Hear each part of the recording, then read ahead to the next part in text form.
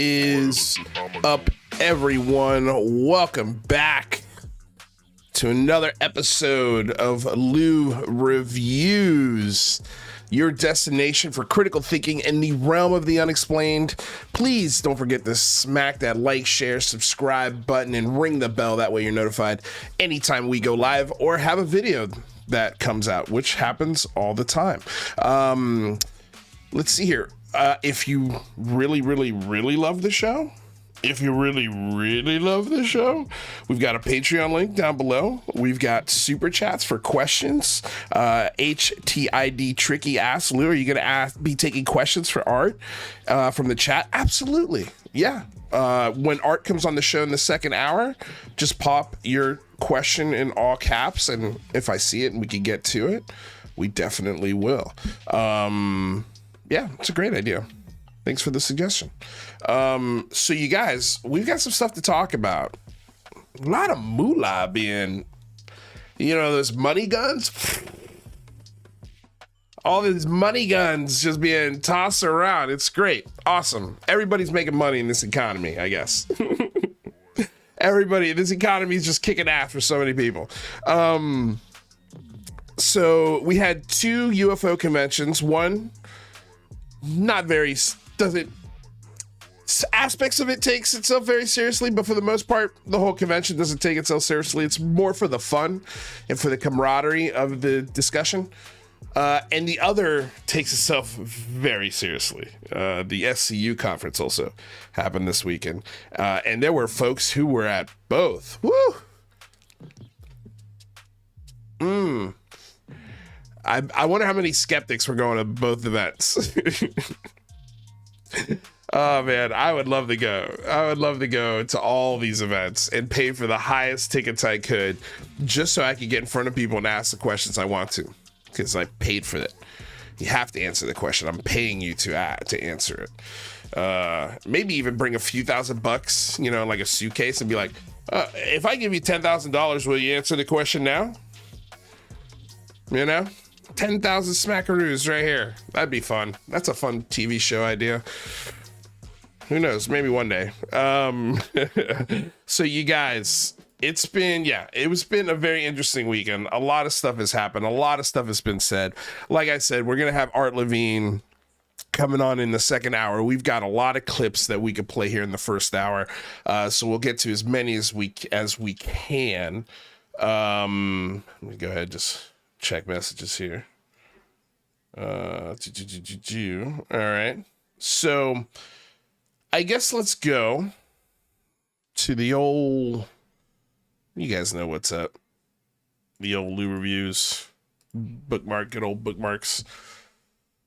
The things I find on as a Twitter. And what should we get started with? Okay, so first of all, I'm really debating, you know what? Let's put up a poll.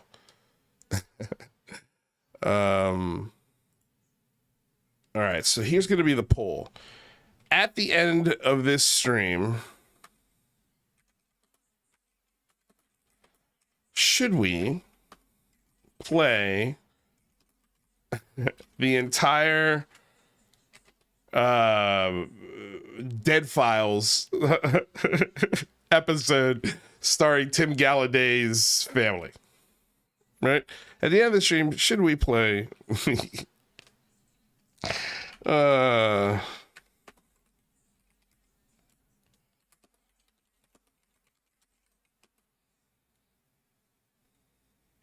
if we should play at the end of this one? You know what? I wonder if we should upload it just on its own. Let's just upload it on its own after the show. I think that's what we should do.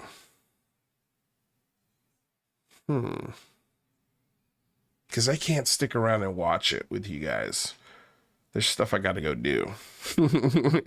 Maybe Dead Files watch party. You know what? Yeah, let's save the poll. I think Dead Files watch party is a way better idea. Again, Tricky with two great ideas. We're going to go with two of the Tricky ideas. If you consider producing the show, Tricky, Dead Files watch party. Yeah, we'll plan that for later this week. That'll be fun. We will watch the episode together. It'll be great.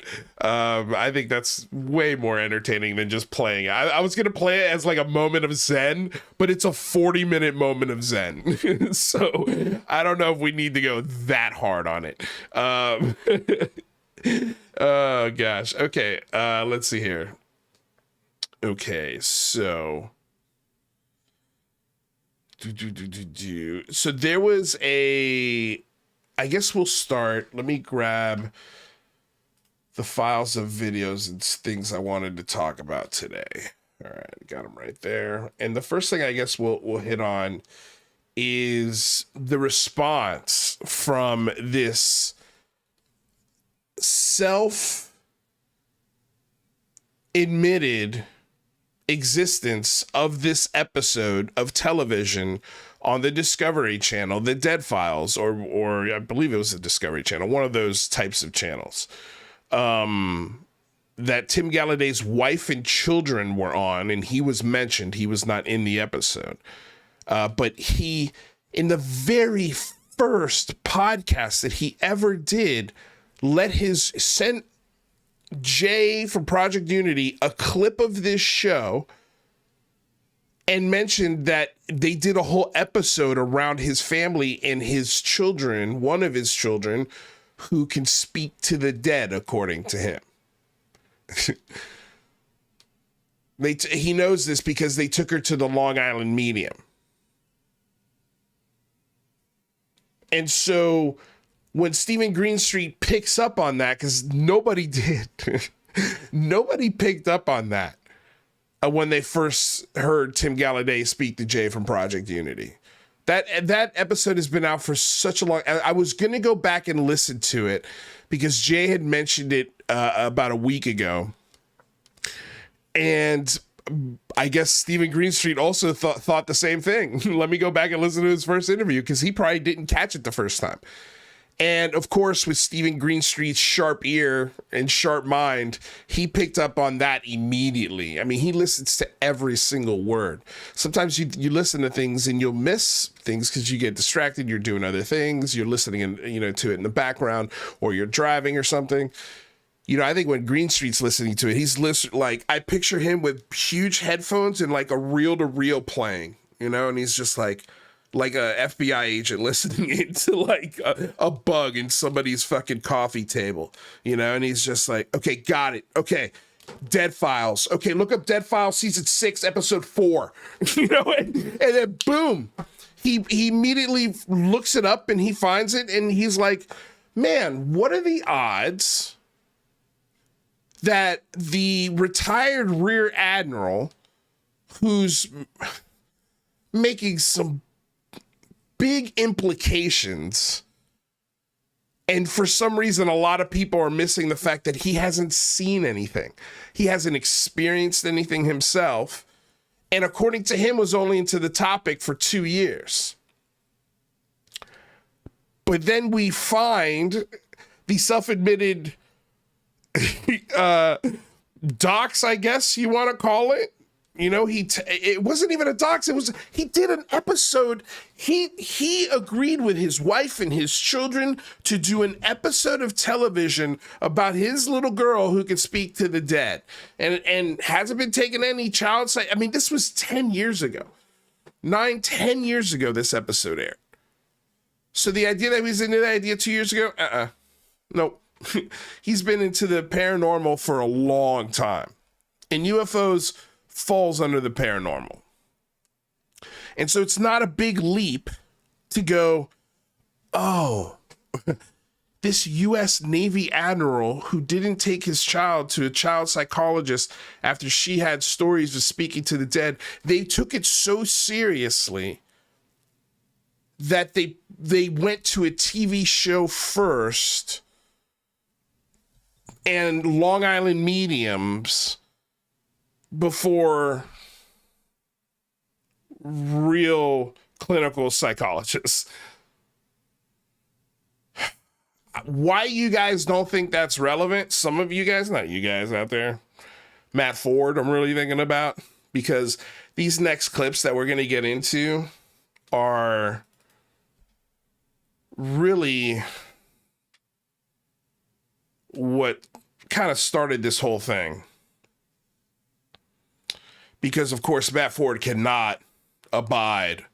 He just cannot abide. He has to say something that Stephen Greenstreet, he has turned this self-admitted volunteering to do a television program about paranormal activity at Tim Gallaudet's house.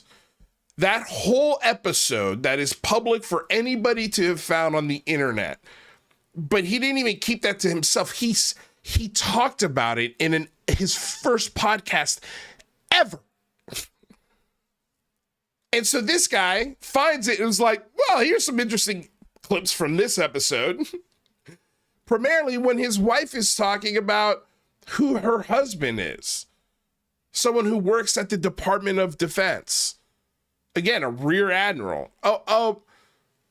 A weather guy, a weatherman, you know, and I don't mean to just toss that around like it's not a big deal, or it's not a cool qualification, or it isn't an interesting job, or it isn't important to the Navy, because God knows it is. But he also has a belief in paranormal activity and ghosts and speaking to the dead. And being able to communicate and, a transmedium, essentially, doing a whole bunch of psi abilities, you know, moving the pencil with your mind, shit like that. Remote viewing. And this is someone who's, I believe, if not been, he's definitely been in the White House. If not, he's briefed the president on certain things or been part of a briefing. And this is the aspect that Dr. Sean Kirkpatrick has emphasized in multiple interviews. Like, these guys, other than radar weathermen and rear admirals, there are other people within the intelligence community that have the same beliefs. And when they come across information within our system, they take that information and they attach their belief system to it. And now they're spreading information to the public in a very strange legal way, because none of the stuff they're spreading is classified, at least none of the details they're talking about. And in most cases, they get permission to talk about the details that the DoD doesn't care about. Primarily non-human intelligence, because what the hell does that mean? That can mean anything. That can mean anything. And if it was really classified stuff, again, like Edward Snowden type hell would be raining upon Lou Elizondo, Christopher Mellon, David Fravor, and Dave Grush. I mean,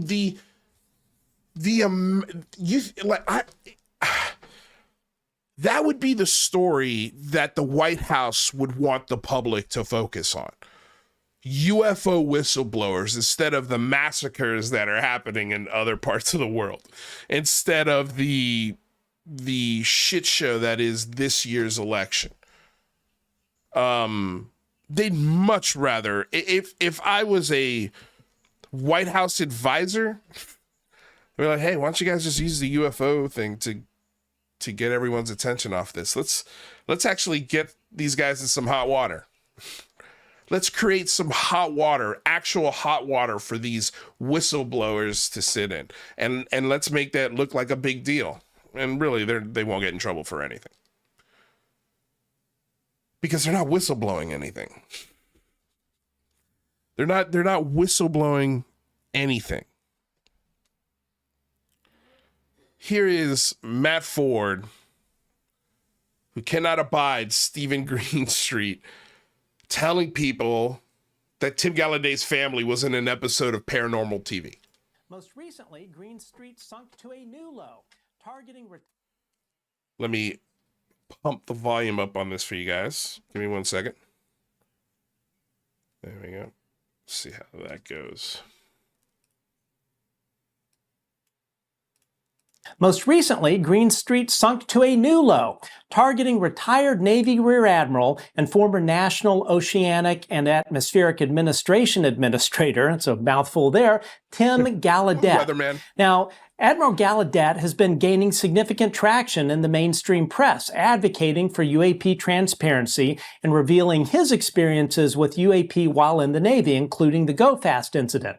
In this latest example, Greenstreet launched a series of disgusting tweets on X, targeting Admiral Gallaudet's young children and wife, all to defame the retired Rear Admiral. So you must ask yourself two questions. First, what kind of journalist would defame an altruistic, decorated former Navy Rear Admiral whose resume is 14 pages of accomplishments serving our nation? Gosh, like the things that this guy says are so ridiculous. But before we go on, fair use. I mean, I put the banner up, but this is transformative work. We are educating the public on the videos that we are sharing, critiquing and educating the public on the videos that we are sharing. This is covered under fair use and allowable by law.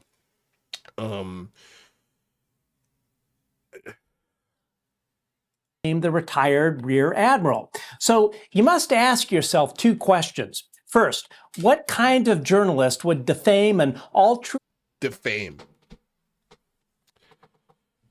Letting people know where and how to find Tim Gallaudet's episode of Paranormal Ghost Exorcism television at TV, reality TV, is not defamation, stupid.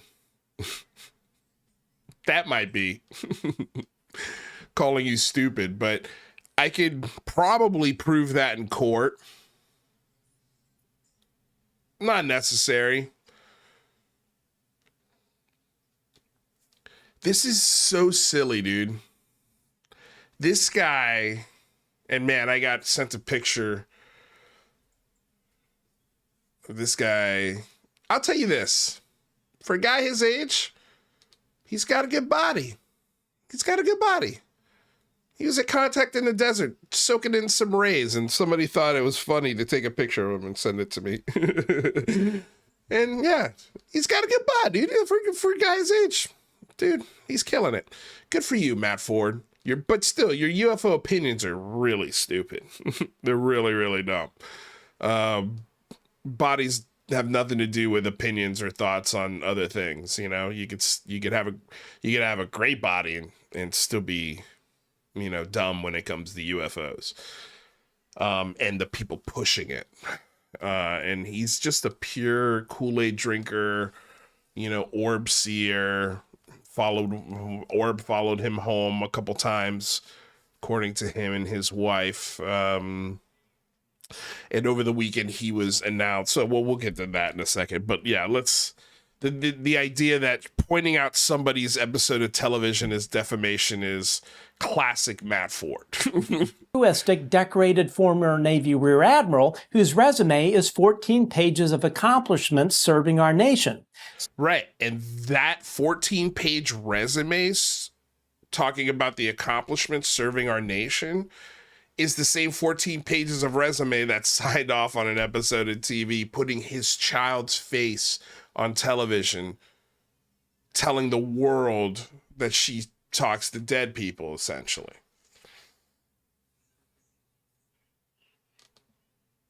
So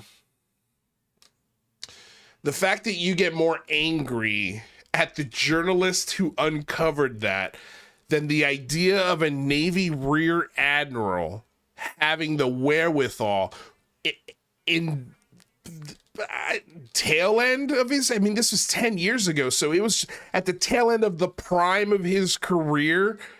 I always think of it as sports terms, you know, like you hit your prime in your 30, like end of your prime by like 31, 33.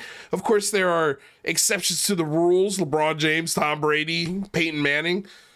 But, you know, this was well into his career and he still had a while to go before he retired.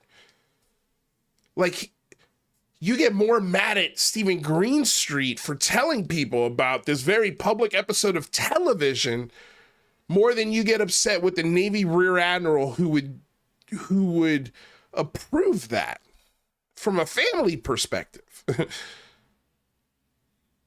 Because they are at their wits' ends trying to seek help for their child. So the solution is to do an episode of TV.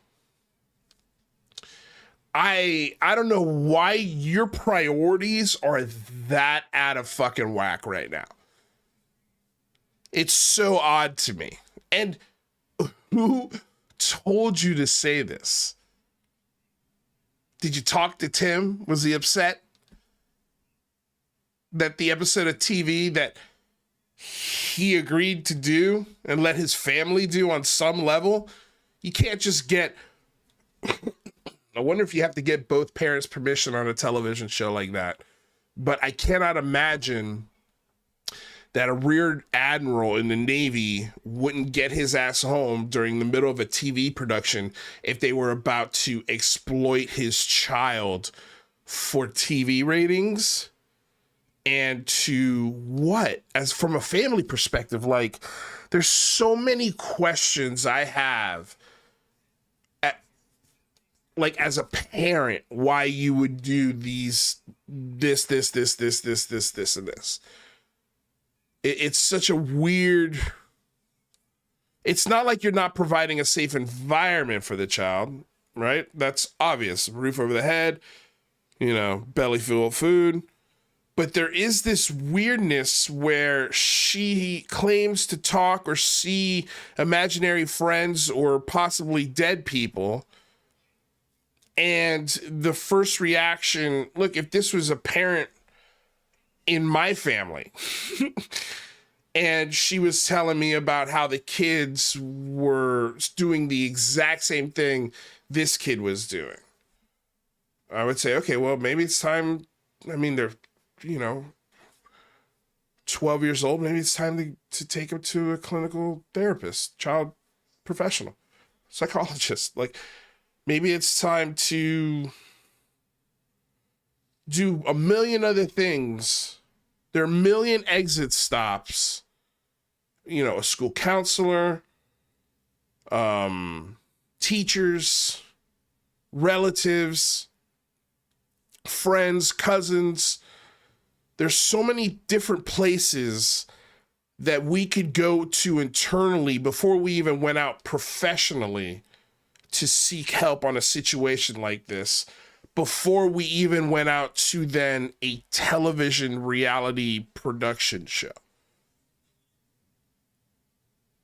But the TV production show seemed to, at least from what I could tell, seems to have foregone all that other stuff first, or was at the very least mixed in with it.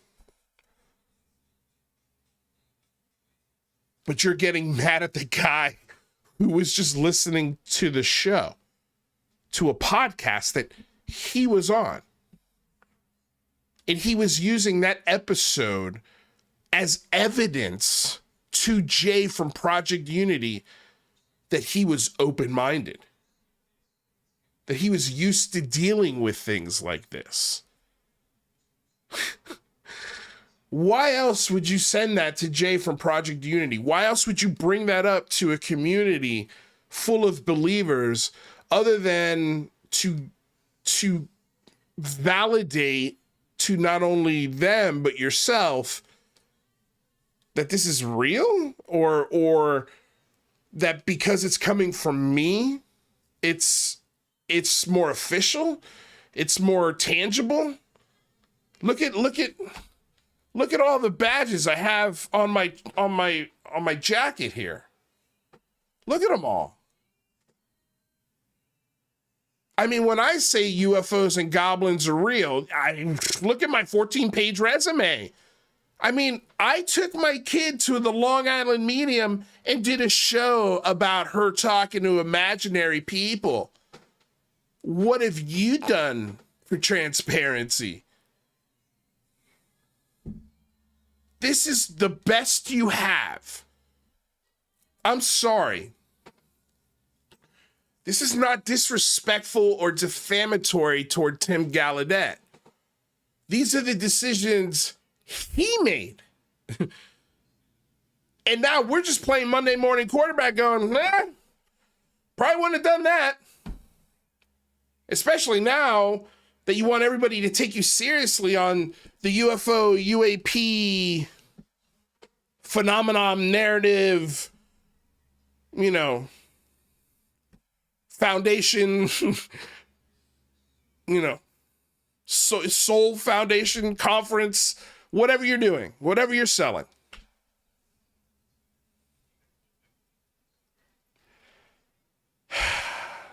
It's your fault, man.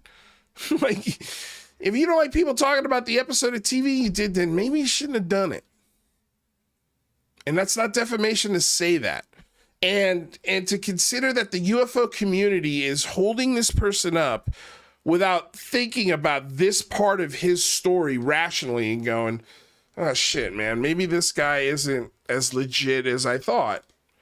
I mean, he's got a really impressive resume. Yes, absolutely. He served his country. Yes, absolutely. Thank you very much. But there's a clear pattern of a belief system existing within this person. And so therefore, you must consider that maybe the information he has, which by the way, all of it is public. He's not seen classified data. He's not been any part of any classified program having to do with UAP, NHI, UFO, aliens. He's never been or seen any of those programs. He saw the Go Fast video on a private military server, and that was it for him. Boom diggity. Saw the Go Fast, and boom, UFOs, aliens are definitely here. Has anybody asked him, hey, Tim, that video, it convinced you, huh? That was the thing? So what do you think about today when you do the trigonometry on it? It shows, the math shows it's only going 45 miles per hour. 40 miles per hour, excuse me. Now what? Now what do you think of your belief? Do you still believe? Why? Because you haven't been part of those programs, right? Like, it opens up so many questions that nobody dare ask him. You know? Like, no, especially this nutball. He's not going to ask him that. He's not going to ask him that. There's no way. What kind of journalist, or decent human being for that matter, would use Admiral Gallaudet? Journalist would defame an altruistic, decorated former Navy Rear Admiral whose resume is 14 pages of accomplishments serving our nation. Second, and most importantly, what kind of journalist, or decent human being for that matter, would use Admiral Gallaudet's children and wife as a weapon to defame the Admiral? Hey, guy, Stephen Greenstreet didn't secretly record his wife and family and edited it together, hired a production team, hired hosts, hired writers, hired lighting techs like you. Like, imagine being, like, somebody asked Matt Ford, hey, what would you think if you were the lighting tech on that episode? What do you think behind the scenes would happen? Like, dude. And by the way, number one is the same as number two. You're asking the same question. Most recently, Greenstreet You're asking the same question, dude. And most importantly, what kind of journalist, or decent human being for that matter, would use Admiral Gallaudet's children and wife as a weapon to defame the Admiral? It would be Tim Gallaudet, the Rear Admiral that defamed and lowered his standards himself because he approved that episode of television. It's his kids, it's his wife, it's his house. There's no way he wasn't like, all right, babe. He didn't have any say in that. Wife made all the decisions on that one, Timmy. You had nothing to do with it. Is that what we're going to say next? Give me a break. That's a big decision to make in a household. So to answer fucking bootlicker Matt Ford's questions here, look at Tim Gallaudet for those answers. Because it's not Stephen Greenstreet's fault, and he didn't have to sink to any level to be like, oh, this is interesting. To listen to a podcast, find an episode of TV based on listening to a public podcast. I mean, dude, it is the hoop that you're jumping through. No offense, Matt Ford, you're in great shape and everything for your age, but the hoop you're jumping through, guy, is smaller than a Snapple pop bottle. Like, it is tiny, dude. You're not fitting through there. That is my point. No one would fit through there. No human. And as much as I think you're an alien, possibly from a different galaxy, I'm just going to consider you equal human for now. until proven otherwise, until I see some kind of deformation growing out of your head, or kind of like Men in Black, where he's like sugar water, weird shit like that. Dude, it's such a weird place to go. So with that, he also wrote this right here to his 19,000 followers. He wrote, "Hey, UFO Twitter. Speaking solely as the host of The Good Trouble Show," he's got an acronym for it. Another fucking acronym. like this community needs another acronym. Like it needs another Matt Ford. "I have 6 thoughts on the debunkers." That's his new line here. His new line. He, instead of calling them debunkers, he's calling them debunkers. It's so adorable. "I have 6 thoughts on the debunkers that throw around, quote, grifter like it's going out of style. By the way, I'm not talking about skeptics. Number 1. Now, this has got to be the biggest revelation on hashtag UFO Twitter in the last, 7 or 8 years. Matt Ford has a pet rock. He admits this. And number 1, my pet rock understands how the real world works better than these folks do. So many questions. How long have you had this pet rock? What's its name? What kind of rock is it? Where is its origination from? Does it believe in the phenomenon? I mean, what does your wife think about your pet rock? Do you take it for walks? Is it hard to maintain? Asking for a friend. Like, so many questions. So many questions. How many times do you have to feed it? Does it sleep during the day, during the night? Is it very loud when people knock at the door? Like, is it good with rodents? Like, can it defend your home? Can it ward off criminal? Like, so many questions about the pet rock, Matt. So many questions. Honestly, it might be the biggest question of the year. And it's not one, it's questions, plural. Honestly, if you want to come on the show just to talk about your pet rock and how it understands how the real world works better than all of these debunkers, man, Lord, I'd love to spend an hour of my life fucking sifting through that with you.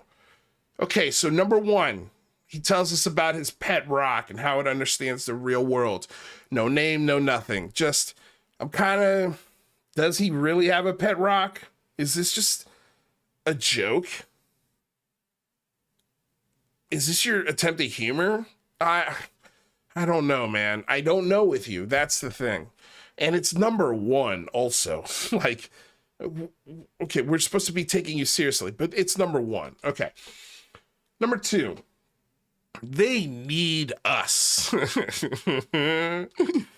Oh, man.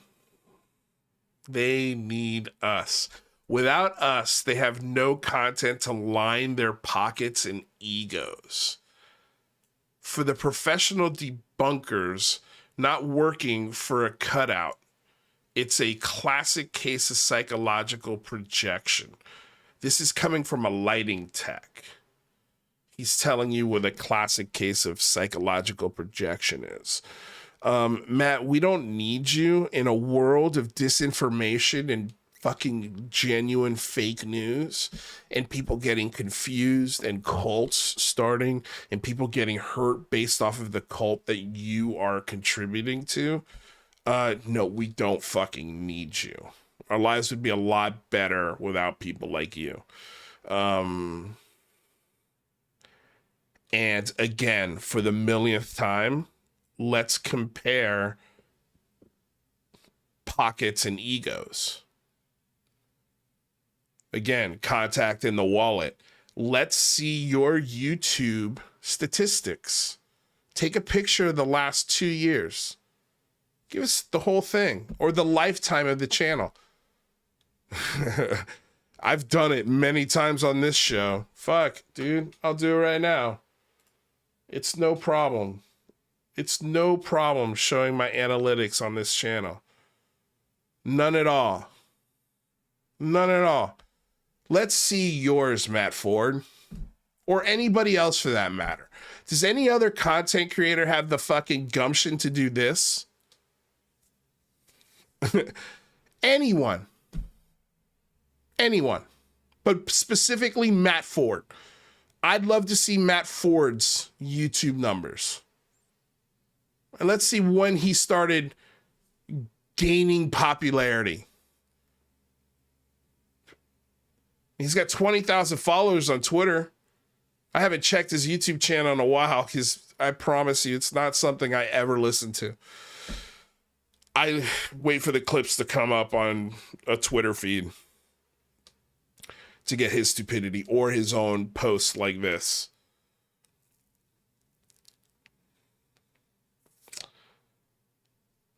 Show us your YouTube statistics, Matt Ford. I'd love to see them. So number 3, many lack basic reading and comprehension skills. Oh, okay. Again, coming from a lighting tech. Got it. All right. Who writes your show? We went over the credits on the post show. I can't remember the names, but there was only one other guy. Matt takes all the credit for writing. But I have a feeling some people are chiming in. Number 4, at the end of the day, ask yourself why the carnival barkers, hucksters, and professional debunkers spend so much time and energy going after a topic they think is fake. It's as if it's a full-time job. They spend a lot of energy on this.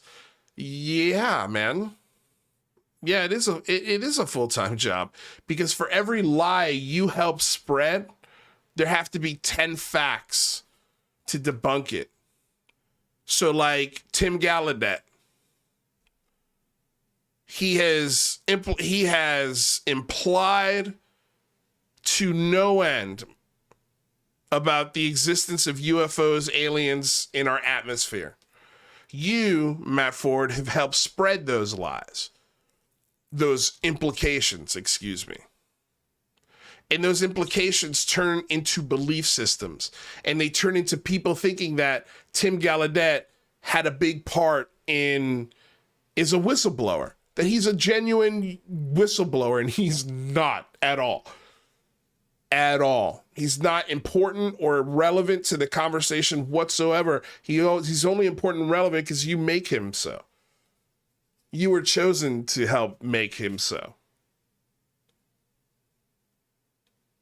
So for every one of these stupid implications or lies in some cases that you guys help spread, we have to come up with 10 facts to stamp it out.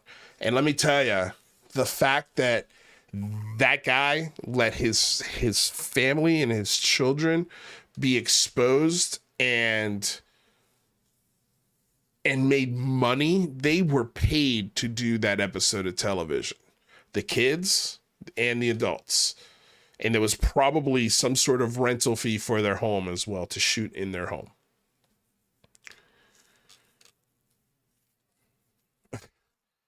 I would love to see the contracts from that episode, because that show's been on for going on 15 seasons. Okay, so it's got some kind of audience and revenue coming in, because if it didn't, they wouldn't do this show. So what did that go to the college fund? Where did, you know? Dude, it's bad, man. It's really, really bad. But the beautiful thing about that fact that Tim Gallaudet did that immediately dissolves everything that came before it. It really does. It makes him forever and forever, now until the end of time. People, anytime he's referenced, will put a link of that episode. Someone will reference it. It will be a moment in his life that will be used against him to discredit the things that he's saying on fantasy belief systems, on lore. And he did that to himself. So, yeah, we do spend a lot of energy. And I can tell you, we don't get paid a lot for our time and energy. Not as much as you. And if I'm lying, show us your YouTube channel stats. Speaking of, the first donation of the stream, Wise Monkey, cults need enemies to reaffirm their faiths. Idiots. Thank you for the $2 super chat. Appreciate it.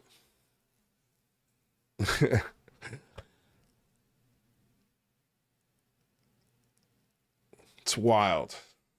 It's wild. Number 5, their job is to create noise. So this is my job.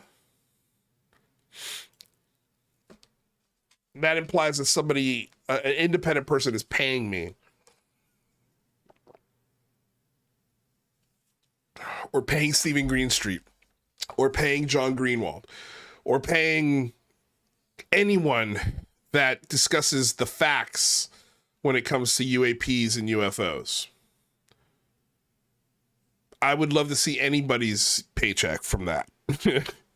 Again, I would love to see the debunkers, the Mick West's YouTube numbers compared to Matt Ford's. Let's compare those two, right?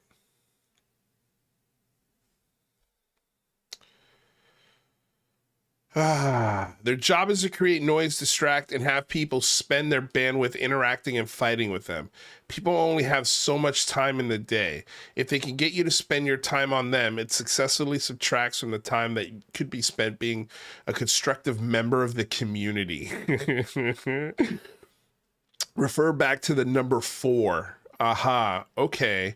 Yeah, I would love to see the time put back into being a constructive member of the community that Matt Ford does.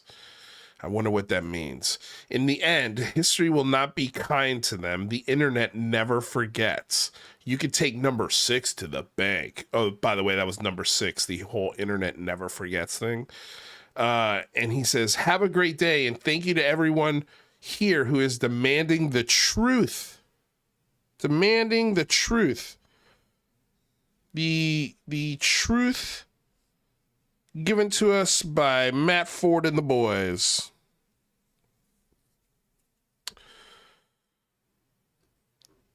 This guy. This guy is something else, man. He really, really is. let's see here. All right, hold on a second, guys. Art is having a hard time connecting to the show, but he's 15 minutes early, so we should be able to figure it out. Sent it to your email. Arts, if you're watching, I sent the link to your email, my friend. I can't access my computer via any phone text message. So please make sure to send it to Twitter, DM, or email. Yep. Twitter, DM, and or email. Well, I sent it to your email. But you know what? I'll also send it, Art. I'm also going to send it to your Twitter. So that way you can pop in through there, bud. All right. So Art should be here in about 15 minutes. So yeah, again, I just wanted to talk about sort of the reaction and the things being said. And again, when you've got 20,000, ardent followers of you, almost 20, I'm rounding up here. And you tell them that somebody is attacking and defaming somebody and they're not. I don't think you realize how much power you're wielding. Because if Stephen Greenstreet gets hurt by one of your followers because they couldn't, their patience maybe isn't as high as yours, Matt Ford, or their mental stability isn't as high as yours, Matt Ford, or their ability to decipher bullshit isn't as high as yours, Matt Ford. When one of these 19,000 people, and it only grows by the day, hurt somebody that you send your followers after, it's going to be an interesting day for you. Let's check out his YouTube. I haven't been here in a bit. He's got 20,000, almost 21,000 on his YouTube. Again, let's go to his videos from a couple years back. Oh, did he take them all down? Oh, wow. He took them all down. What a punk. What a punk. Okay, here's one from a year ago, Melinda Leslie, that's got 62 views. But yeah, I mean, even a year ago, Daniel Otis, Chris Sharp, 2,000 views. 2,000. This is when he first started doing the UFO shit. Like, these are the same numbers I get on videos. Right? This is the first hits pro UFOs. The stuff he had before this, nobody was watching. So then let's go. So a year ago, after 10,000, it goes from 1,000. Then he scores an interview with Senator Gillibrand. Goes to 10,000 views, then 26,000 views, then 18, and it just grows, and 28,000 views. Dude, he is 98,000 views with his interview with Gary Nolan. This guy is literally, he's making some decent money just off the views on YouTube. Like, it's... And he's spreading some really silly people's shit, like John Alexander. Okay, the stuff I've seen from Beatrice Villarreal, some again pseudoscience bullshit. This one is the worst. The whole gorilla skeptic, exposing Mick West with zero proof. He's got Sean Cahill and his band of misfits on. Like, it's a propaganda show.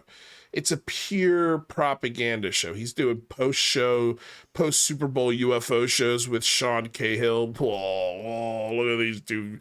These two guys are so buddy. Marieke von Kloppenstein. Like, yeah, he's a mouthpiece. He's a useful idiot. He is the cheerleader and the fucking the the leader of the marching band to nowhere. That's what he is. He is he's the guy with the staff leading his marching band to nowhere. In 5 years, when he's got 100,000 followers, he's going to be saying the same shit he was saying 8 days ago or 3 days ago. It's going to be the same shit. There are going to be no breakthroughs, no evidence, nothing. The same thing that we had in 2017, we're going to have in 2024. And the same thing we have in 2024, we're going to have in 2029 and 2035 and 2050. It's going to be the same nonsense. And this guy wants you to believe that Tim Gallaudet putting his kids on a spooky paranormal TV show to expose and take advantage of them for a fucking TV show and possibly a check, a paranormal TV show check, which is a few $1,000s, I'm thinking.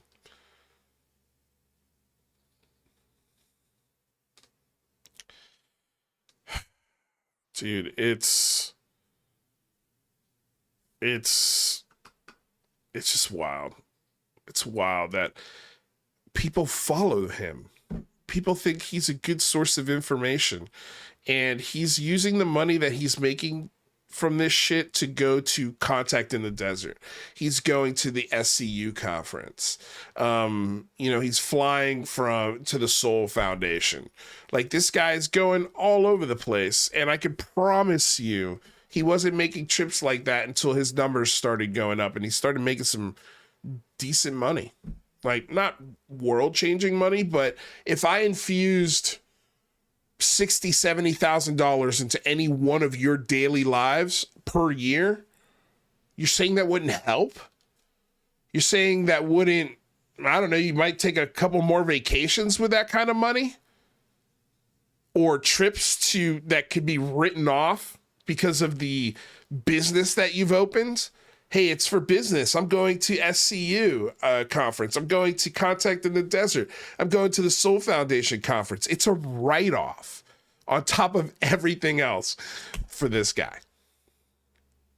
It's a business expense, a nonprofit business expense. Like,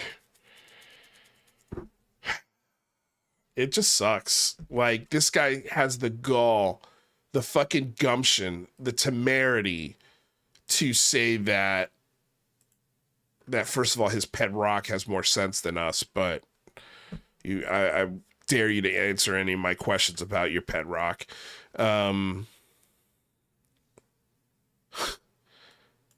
Their job is to create noise. Well, it's your job to create this. If it's my job to create noise, distract, and have people spend their bandwidth interacting and fighting with them, it's your job to disinform, manipulate, confuse, and be the mouthpiece for God knows what. God knows what or who. So I'll take number 5 if you take that one. All right, we got about 5 minutes before Art comes on, and I've got a few more things to get to. Let's talk about, this was okay, actually let's pop this up here since we'll spend the last 5 minutes on this. So this is what Lou Elizondo had to say when he chimed in on the Tim Gallaudet supposed attack. This is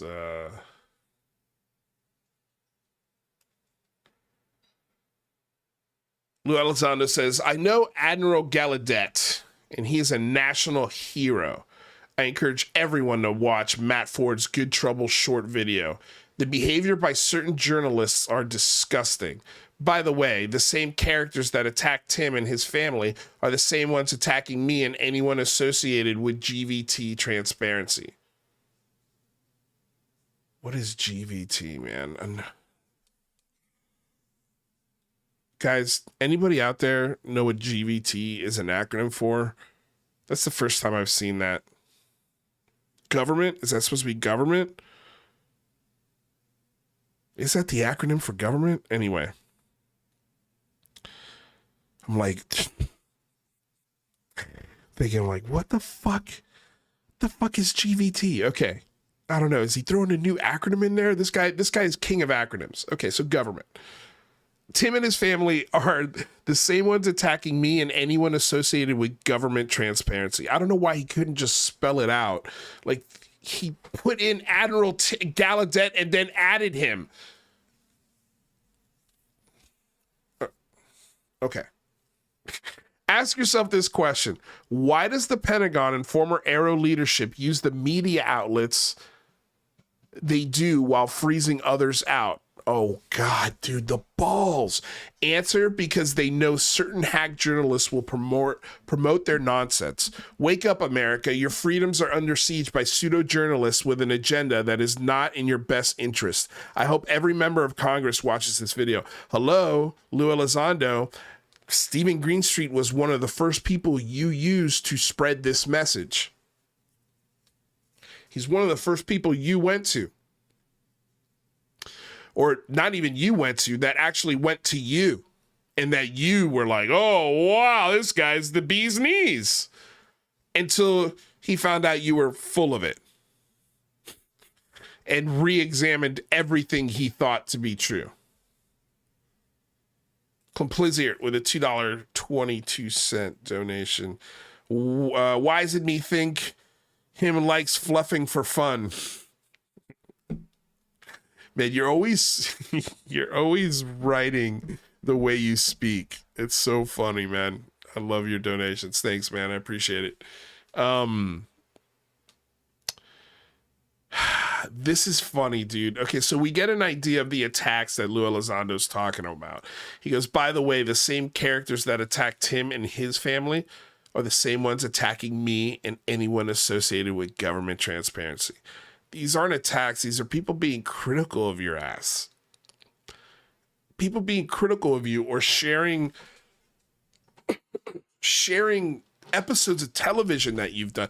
That would be like in 10 years, if Lou Elizondo is making big claims, right? And then somebody whipped out an episode or both seasons of Unidentified and use that against or to imply, hey, this might be a belief system, that would be an attack.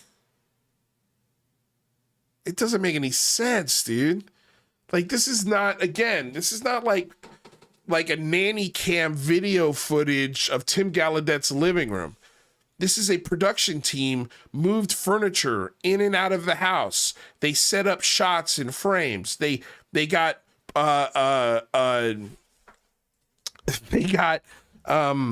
contracts to sign. All of them had to sign and fill out paperwork, including the kids. There are television contracts. There are agreements. You can't just... I don't know how people can seriously consider these words as genuine. The behavior by certain journalists, like, don't you think the New York Post would fire somebody if they actually were attacking someone's family? It's so dumb, dude.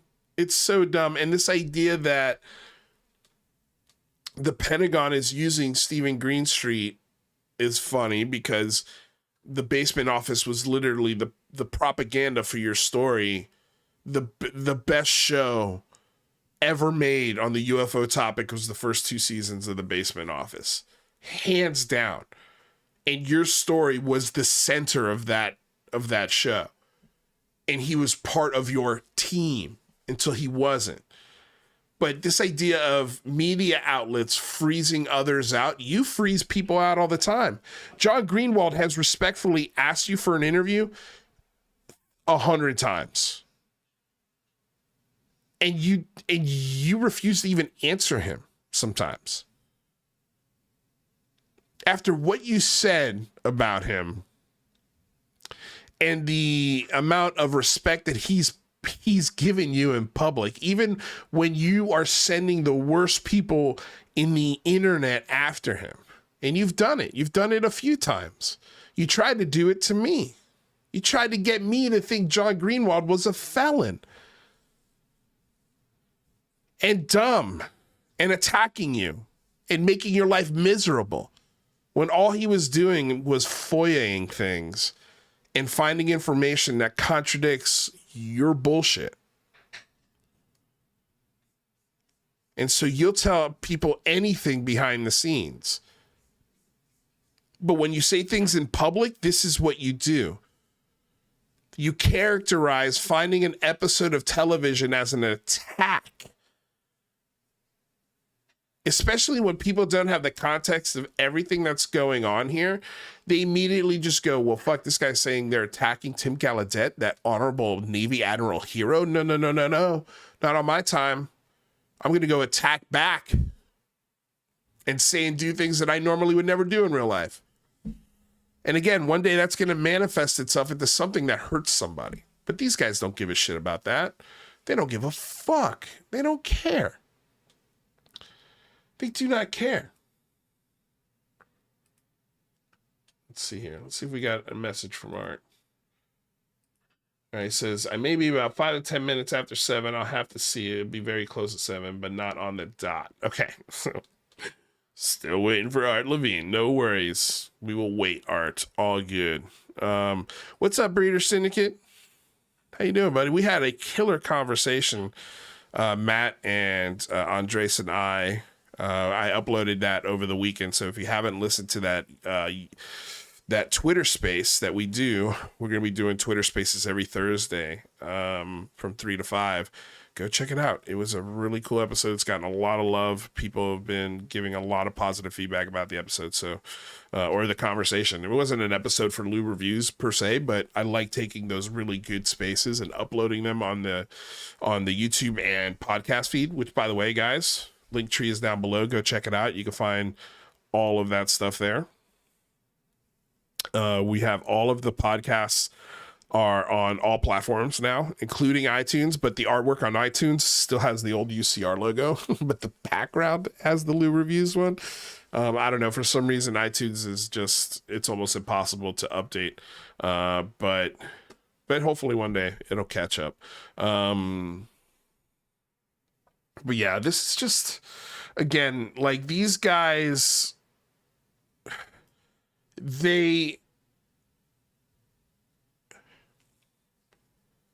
employ the tactics in which they most profess against. These guys yell and cry wolf all the time. They're the kind of bully that bullies you and bullies you and bullies you. And then when you slap them because you're tired of being bullied and you're tired of hearing the bullshit, and you either slap them physically back, or if it's like an online bully, you slap back in a metaphorical term. Then they get all upset and sensitive and point out your behavior to the months and months and months of abuse. And so that's what these guys do, is they sick people on people like Stephen Greenstreet, on people like me, on people like John Greenwald, on Jeremy McGowan. Elizondo and that crew have no problem putting a target on people's backs when they're wronged.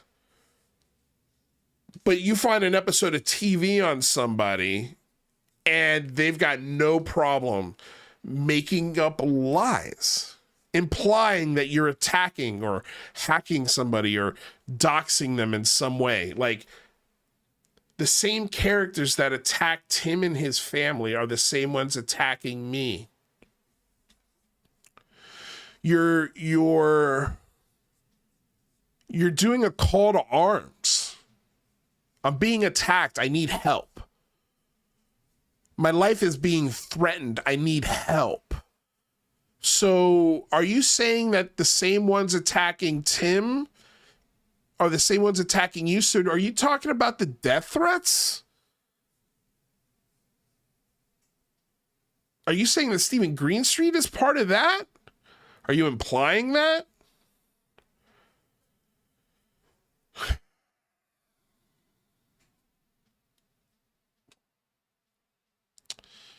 It's just, man, it's really weird. It's just the weirdest bunch of misfits I've ever seen in my life, man. They really are a bunch of fucking weird bananas. Like, they're just the weirdest bunch of bananas I've ever seen, man. Like, I'm still trying to figure out, a lot of people are still trying to figure out these guys' motivations. Like, why are they doing this shit?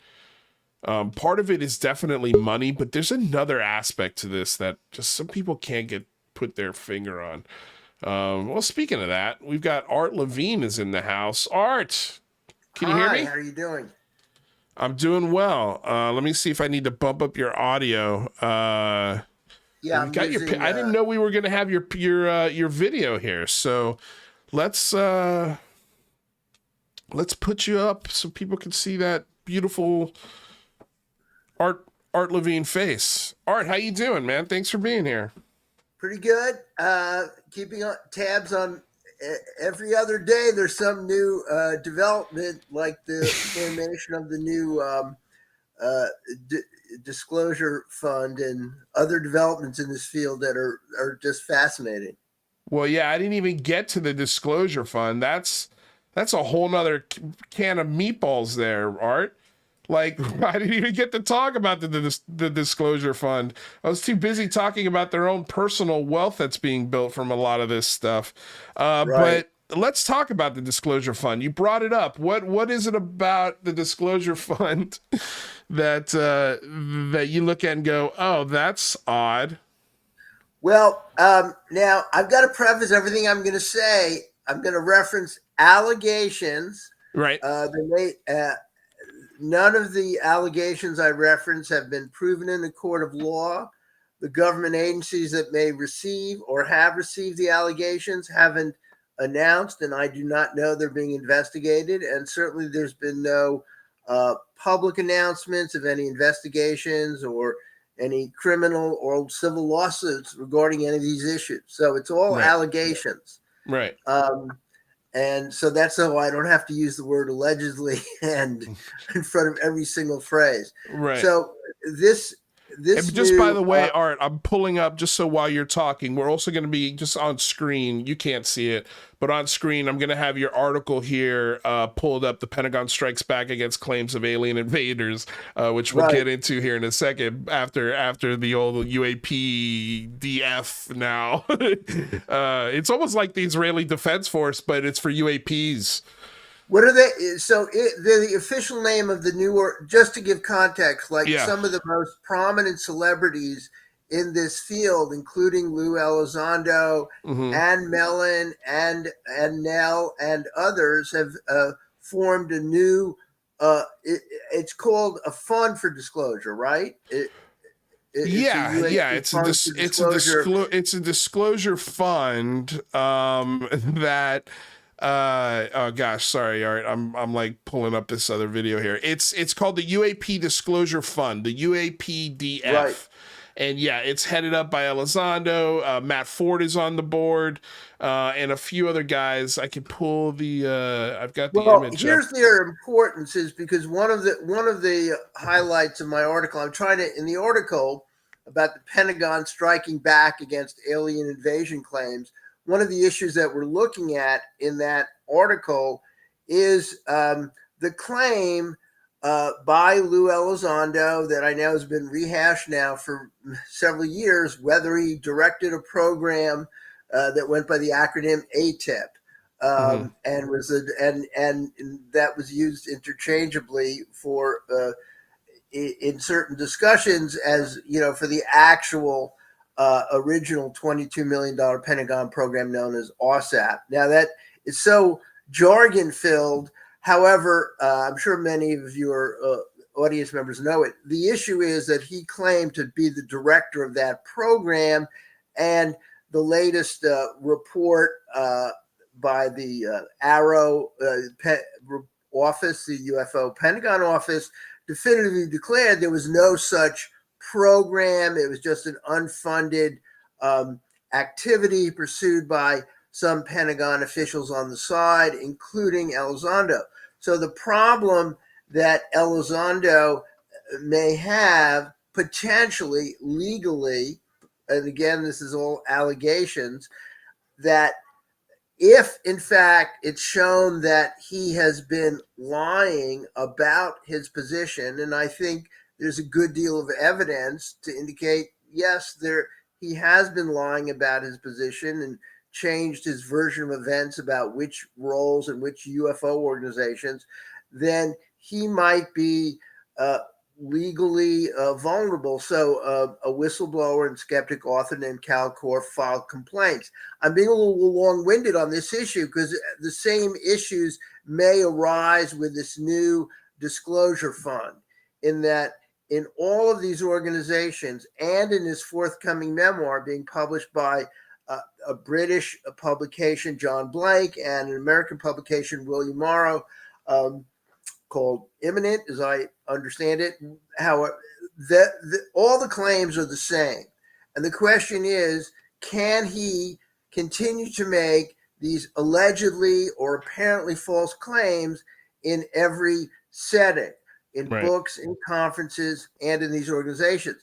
Now, the critical point about the foundation, and I do not know for certainty that this will happen, if you are a nonprofit or a charity, you cannot make a claim about the qualifications of your executives and leaders that is false, and that might, this is again allegations, might lead that organization to run afoul of the laws governing fundraising for nonprofits.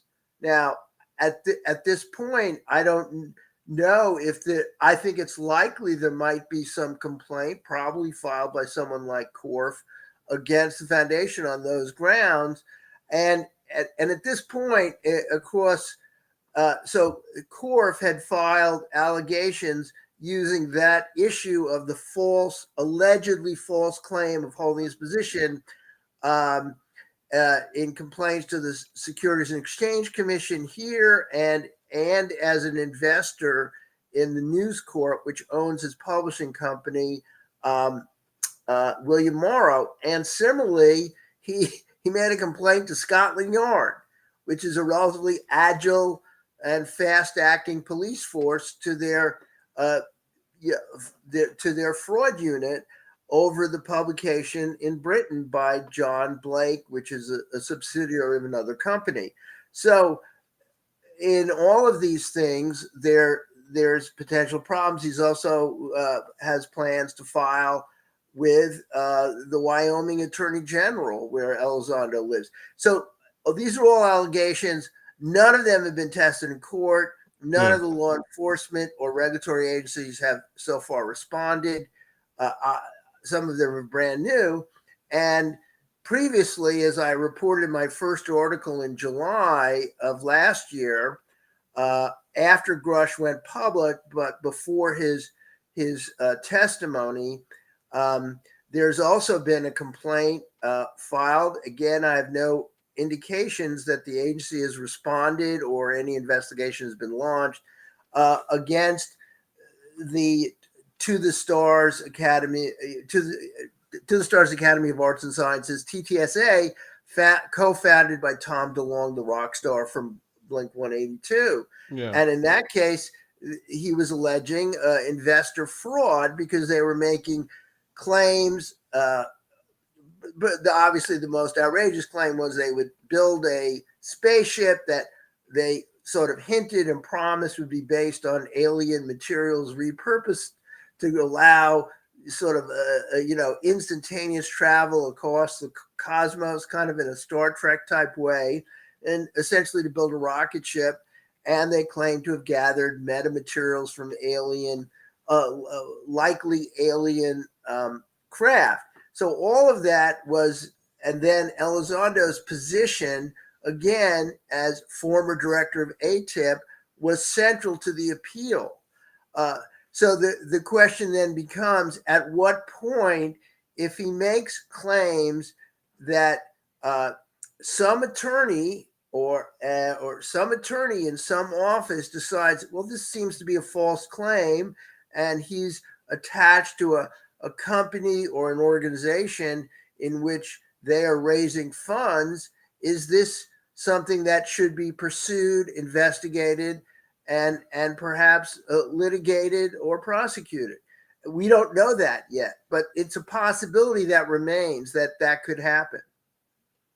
Well, there a couple folks. If I'm getting the feel of the chat right here, there've been some people saying that Corf is kind of known for this, kind of known for saying, "Oh, this guy's gonna get sued or that guy's gonna get sued." Do you know? I mean, I know these things are allegations, but do you know how serious they've been? This is the point that's important. And by the way, I want to preface, I don't feel like getting into a big, long debate about CalCorp, but I want to make some generic statements that apply. He has been in the public eye as a critic, in particular of something that is widely viewed as a cult group and a UFO type religion known, led by Billy Meyer, since he was in high school in the 70s, as a public critic in the 80s, and as an author in the 1990s, okay, in which he went undercover to, I feel comfortable saying, the Billy Meyer cult. Right. And he exposed the fraud of what they did. They, in turn, have seeded the internet, seeded Twitter with all bunches of smears regarding him that I do not want to address here, because to me it's like addressing a flat earther or people engaged in what's known as the Gish Gallop, where you just repeat lies and lies and lies, the fire hose of falsehoods aimed at him. However, this claim that, oh, he's just talking on top of his head. No, he actually he's a registered whistleblower, and as a target of stalking and harassment, he's registered with the Nevada Confidential Address Program, and he has whistleblower status. So when he filed with the SEC against TTSA, too many acronyms, to the Stars Academy of Arts and Sciences, back in the fall of 2022, that was an update. That's a filing. It's there. It can be read. So it's not simply someone saying, oh, I don't like them, or I am going to charge charges. In other words, he's not like, let's say, to give an opposite example, Ashton Forbes, I'm going to sue you. You're definitely going to be sued. Right. Crishley and debunkers and photographer Johnson, I'm going to sue you. No.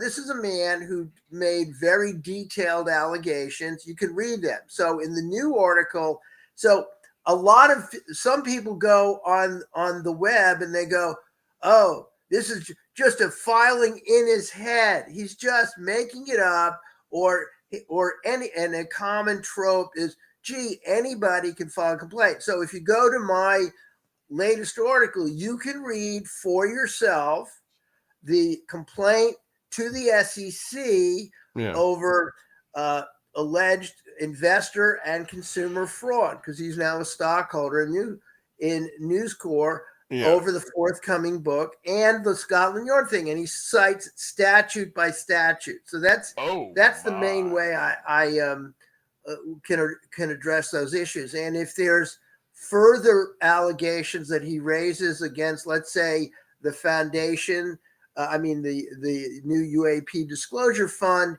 that ends up being filed with, let's say, the Wyoming Attorney General or the IRS. I'm not saying any of this will definitely happen. It could very well happen in the next few days. And if that's so, I expect, based on his previous filings, it will not be a generic letter written by a wackadoo writing in dark crayon, making wild charges. It'll cite the specific applicable statutes, and that's the point that those who are saying, "Oh well, he's just making it up." Well, I think the way I'm getting it, because I don't know a lot about Cal Corf, other than the little bit that I do. It's very surface level stuff. But I think the thing here is that people are like, oh yeah, Cal Corf does this thing all the time where he sends out these legal notices or he makes people aware of potential fraud, but most times nothing comes out of it. Well, just because nothing comes out of it doesn't mean you shouldn't do it. Well, It almost feels like the FOIA issue that people have with John Greenwald, where they're like, well, who cares? FOIA doesn't really work that well. Well, it kind of does in certain cases. It leads to some good. Here's what is really, I tried to make this point in this latest article. Yeah. And it appeared last week. And there may be some updates coming, but Yeah. this is a critical point. What he is trying to do, and I'll explain where there may be legal precedent, where there isn't. He is basically bringing a theory of the case, which is that if one makes false claims about a government position that you held, or false claims about UFOs and paranormal in books and in conferences and in documentaries, and get money for it, then he is alleging, not proven, that they are engaging in consumer, and if they're part of an organization or company or nonprofit, some kind of investor fraud. Now, what is important is that allegation has not been tested in court. In other words, it's a premise. Others may say it's free speech. If he claims he saw a UFO, or if he claims he headed a program, DOPS, there's this complicated review process in the Department of Defense, nicknamed acronym DOPSR. So his book has gone through a DOPSR clearance, and this is very important. DOPSR the reason I'm raising this point about Elizondo is that if he's making a false claim, it hasn't yet been tested in court as a premise, right, that it's something wrong. Now, what has been tested in court on other examples that might be relevant, so you see all the caveats, right, might be precedent, alleged allegations, with all the caveats, definitely for charities, if you have leaders who have falsified their claims of expertise or positions that they've held, there have been charities, not in the UFO or paranormal field or disclosure, who have actually been criminally indicted and convicted. So that's a clear-cut precedent that has existed in the world of charities.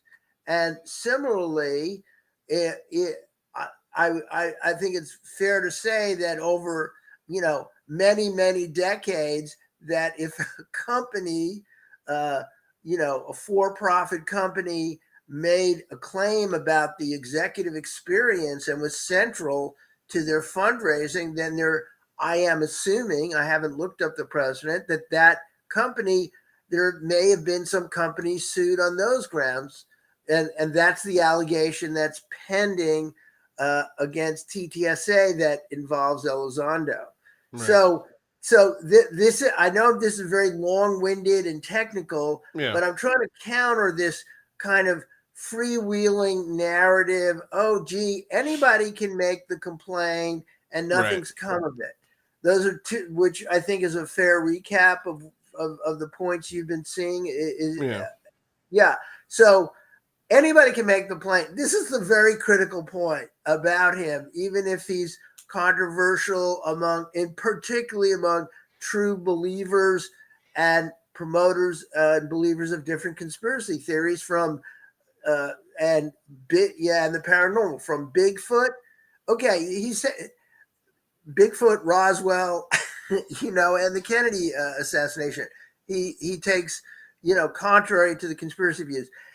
He's the first person in this field of the UFO claims to ever seek to hold anyone to account legally in the civil courts or prodding law enforcement agencies in the criminal realm in nearly 80 years. So how, there have been endless, extremely well done books, blogs, documentaries from the skeptical point of view. They have ongoing organizations. Michael Shermer's excellent, The Skeptic Magazine. You have the Committee for the Scientific Study of the Paranormal and the Skeptical Inquirer, and you have mountains of very strong books written over the decades, but none of them have led to anyone to seek to hold anybody making a false claim around UFOs or the paranormal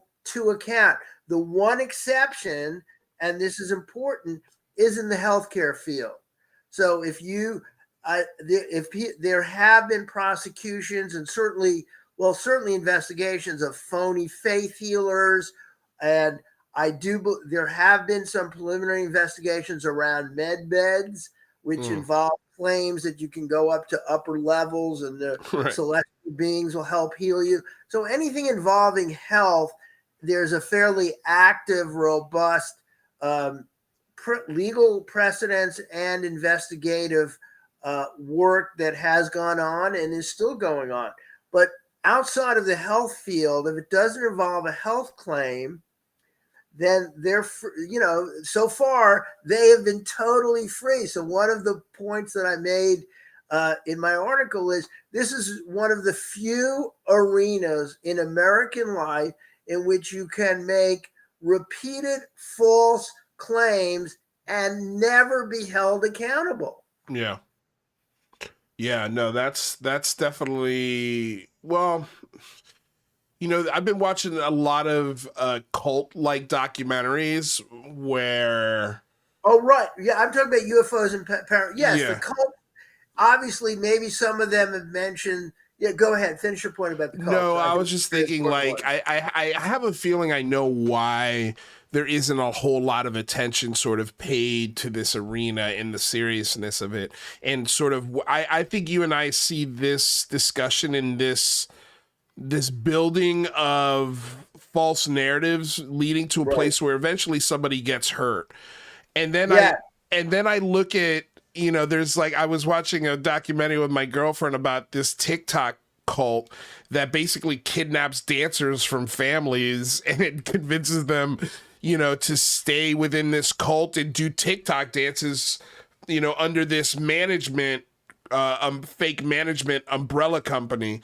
And it's like a legitimate family destroying thing. And it's only existed for 5 or 6, since TikTok essentially was born. And you've got family members who can't see their daughters because some cult members got them locked up in some compound mansion in California. And I was like, when I see stuff like that, I go, okay, well, I don't see Stephen Greer doing that, Right, but this is there's a fellow well worth reading named Steve Hassan, who as a young man at a university, I believe in New York, was swayed to join what are informally called the Moonies, and was a big was kind of seduced into joining it.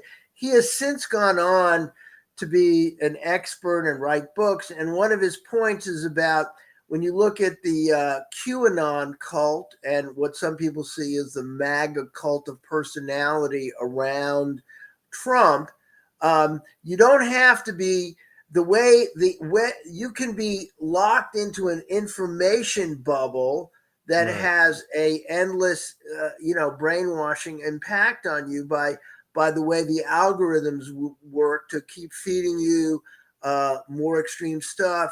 So what I'm trying to say is, in these days, you don't have to lock someone inside a compound that they can't get out, or starve them and only serve them macrobiotic foods so they're weak. You can ramp up cult-like,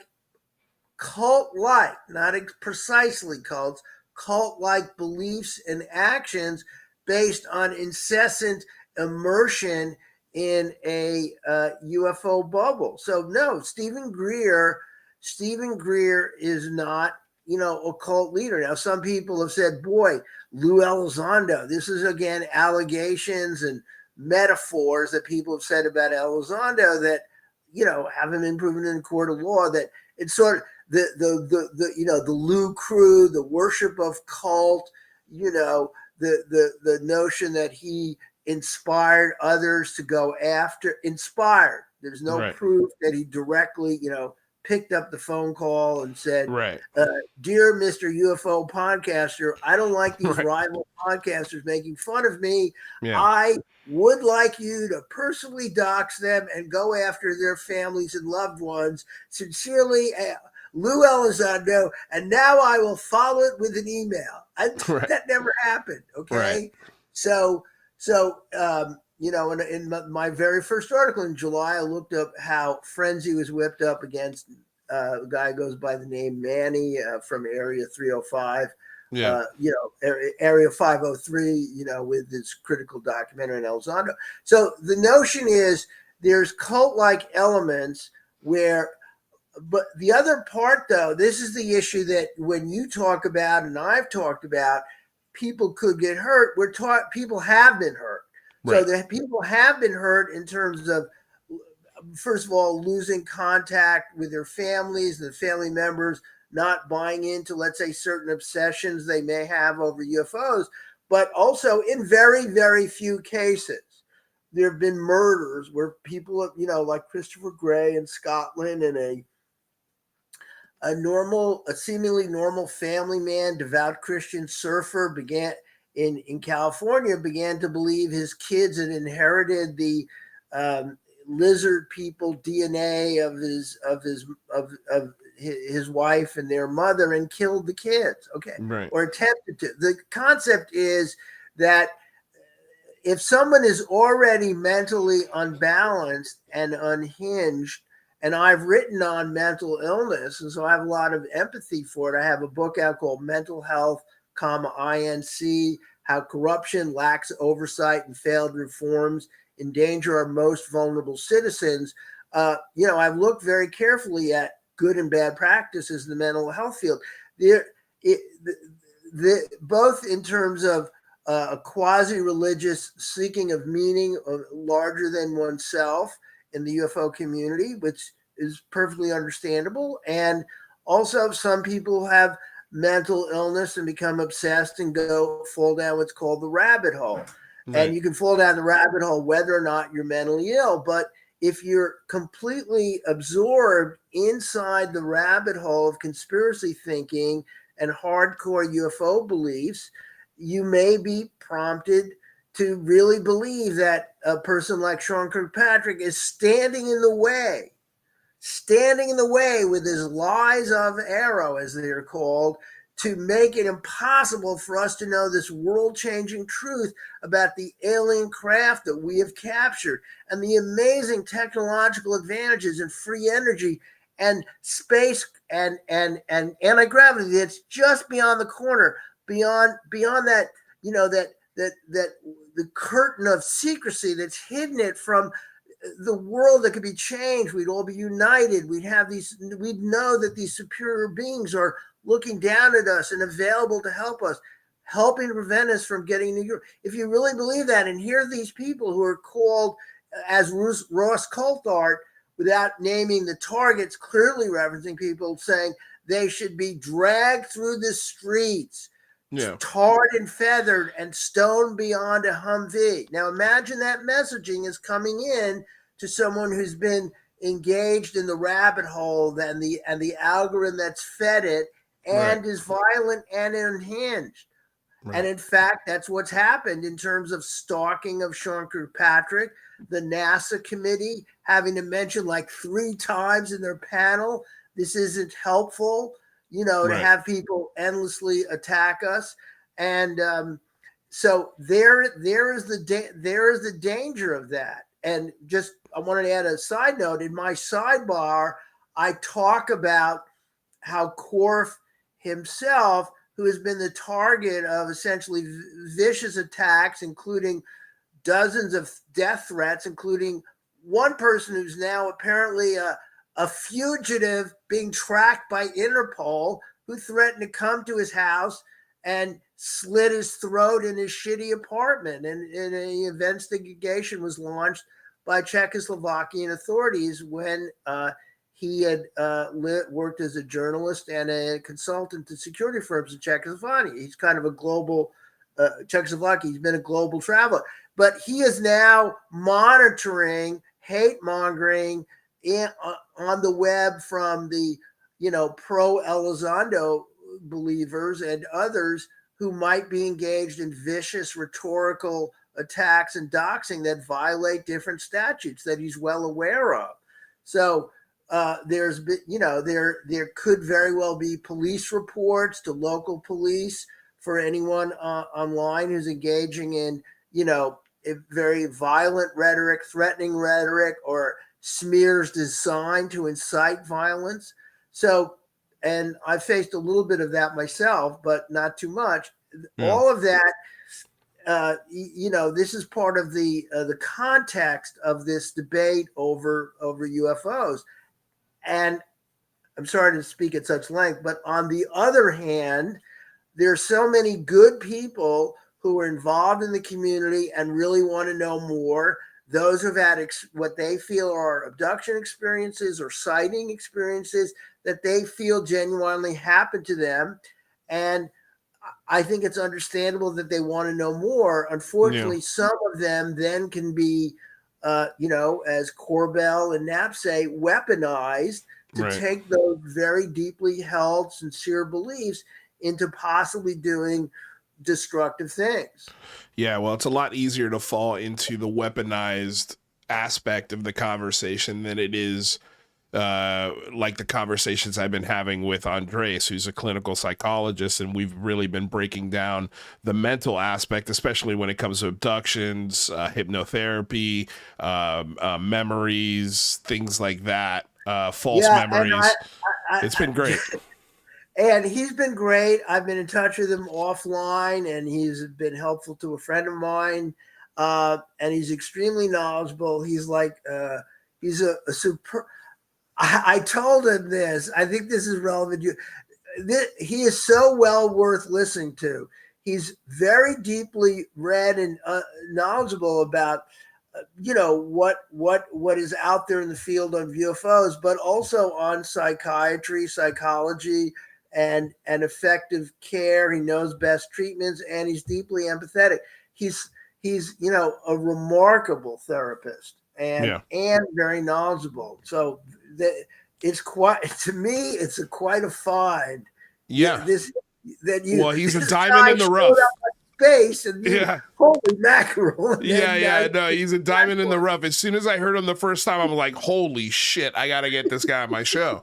Because, you don't hear a lot of this in this discussion. So when you do find somebody who actually knows, and like you said, is well read and has the degrees to back up what he's saying, it's still a very fun conversation to listen to. It's not as sexy or as well produced as weaponized. There's no Area 51, there's no Element 115, but what you will find are very rational, very well explored and scientifically studied explanations as to why people experience the things that they do. And there is a multitude of books and a wealth of knowledge out there that I don't think is presented in these spaces or on these TV shows or in these podcasts. There's another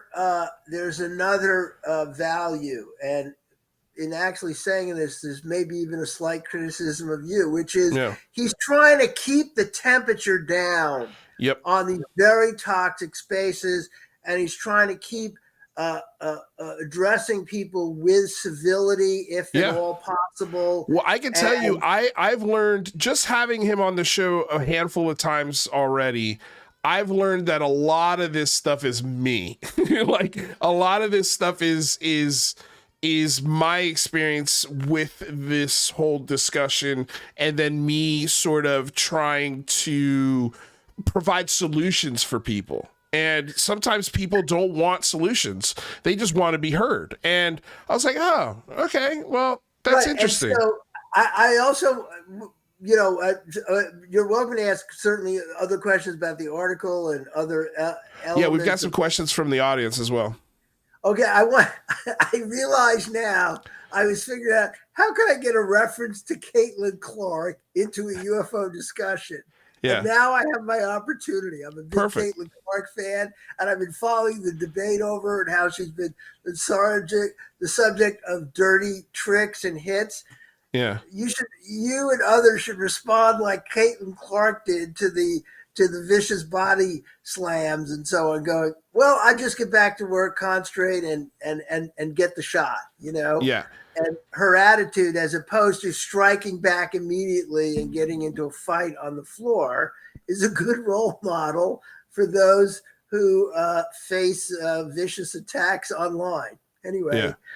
Yeah, no, and look, it's easier said than done, like a lot of these times, like some people just don't react the same ways. But here's a question from, we have a few questions here from the audience, but here's the first one. It says, Haley Reviews, ask Art, besides money, what else motivates people like Elizondo, Mellon, Coulthard, and others? In your opinion, what are their motives? Oh, he's asking me, but I think this is also a great question for you. Other than money, what do you think motivates some of these prophets of profit? It's really hard to tell. I mean, I would really, would love to see, at the end of their lives, they write a real memoir about what they really felt and did. Right. And then they would probably recant it. But however, my feeling is I think it can be in some cases true belief. Let's say that they saw or had been told about anomalous events that were framed in the context of alien visitation. So they believe it. And then, but also, that it involves power, fame, and money. And then obviously, also, if they're single and they want to meet gorgeous women who believe what they do, that's another, or men, it's a great opportunity too. I mean, who does not like having the world or being on the cover of magazines or heavily featured on being a regular guest? Your views are being listened to. So it's very heady stuff for the ego. In addition, now that's the whole point about Mellon is such an interesting figure for me because clearly he doesn't need the money. You say that, but have you ever heard him? TTSA did a podcast series where they've got like 8 or 9 episodes, and one of the first send me the links. Yeah, one of the first episodes is with Chris Mellon, and they addressed that in this discussion. And it almost sounds like he was maybe left out of a will, and he's not as rich as people think he is. No, he's not a multi-billionaire, but he has had positions in family charities and organizations. And he's had a great job. He had a great career. And so there are things that obviously come with that, right? And plus being a Mellon. He's rolling in money. And he's not like a Mellon. Yes. So it's not like he's sitting there in a huge, block long penthouse lighting cigars with $100 bills. Right. My point about him is, but what is really remarkable to me, and I really would like a deep dive, if he ever would be subjected to an in-depth critical interview, is that in 2016 and maybe as far as even early 2017, he had joined up with the UAP, then called UFO Disclosure Project, that Leslie Kean was active in.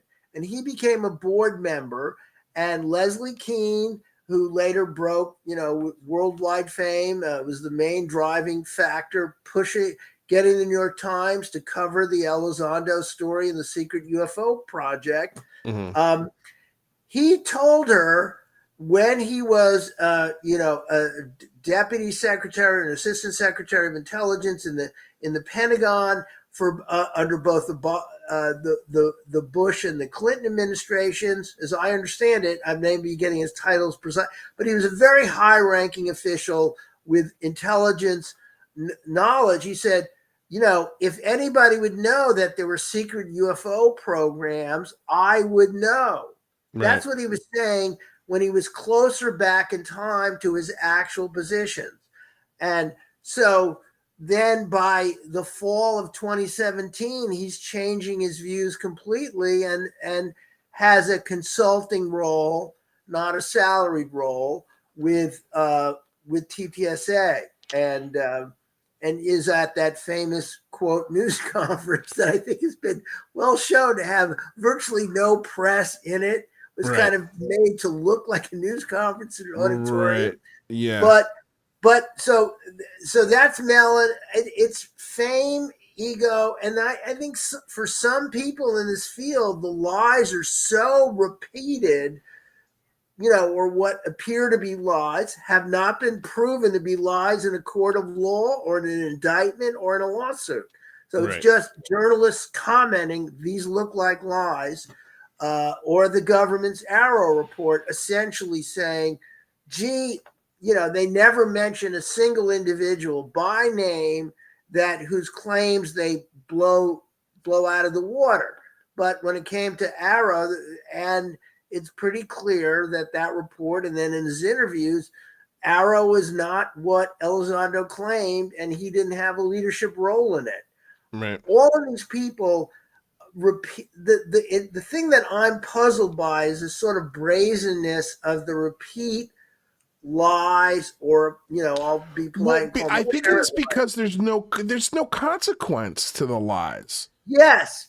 So it's very interesting. It's really like, but some of us, like, I guess, I'll tell you one thing. I think it would be a great, I'd like, who's the really good actor whose last name is Phoenix? Joaquin Phoenix. Phoenix? Yeah, remember when he went undercover and pretended to go crazy and be? He was doing it for like a documentary. Yeah.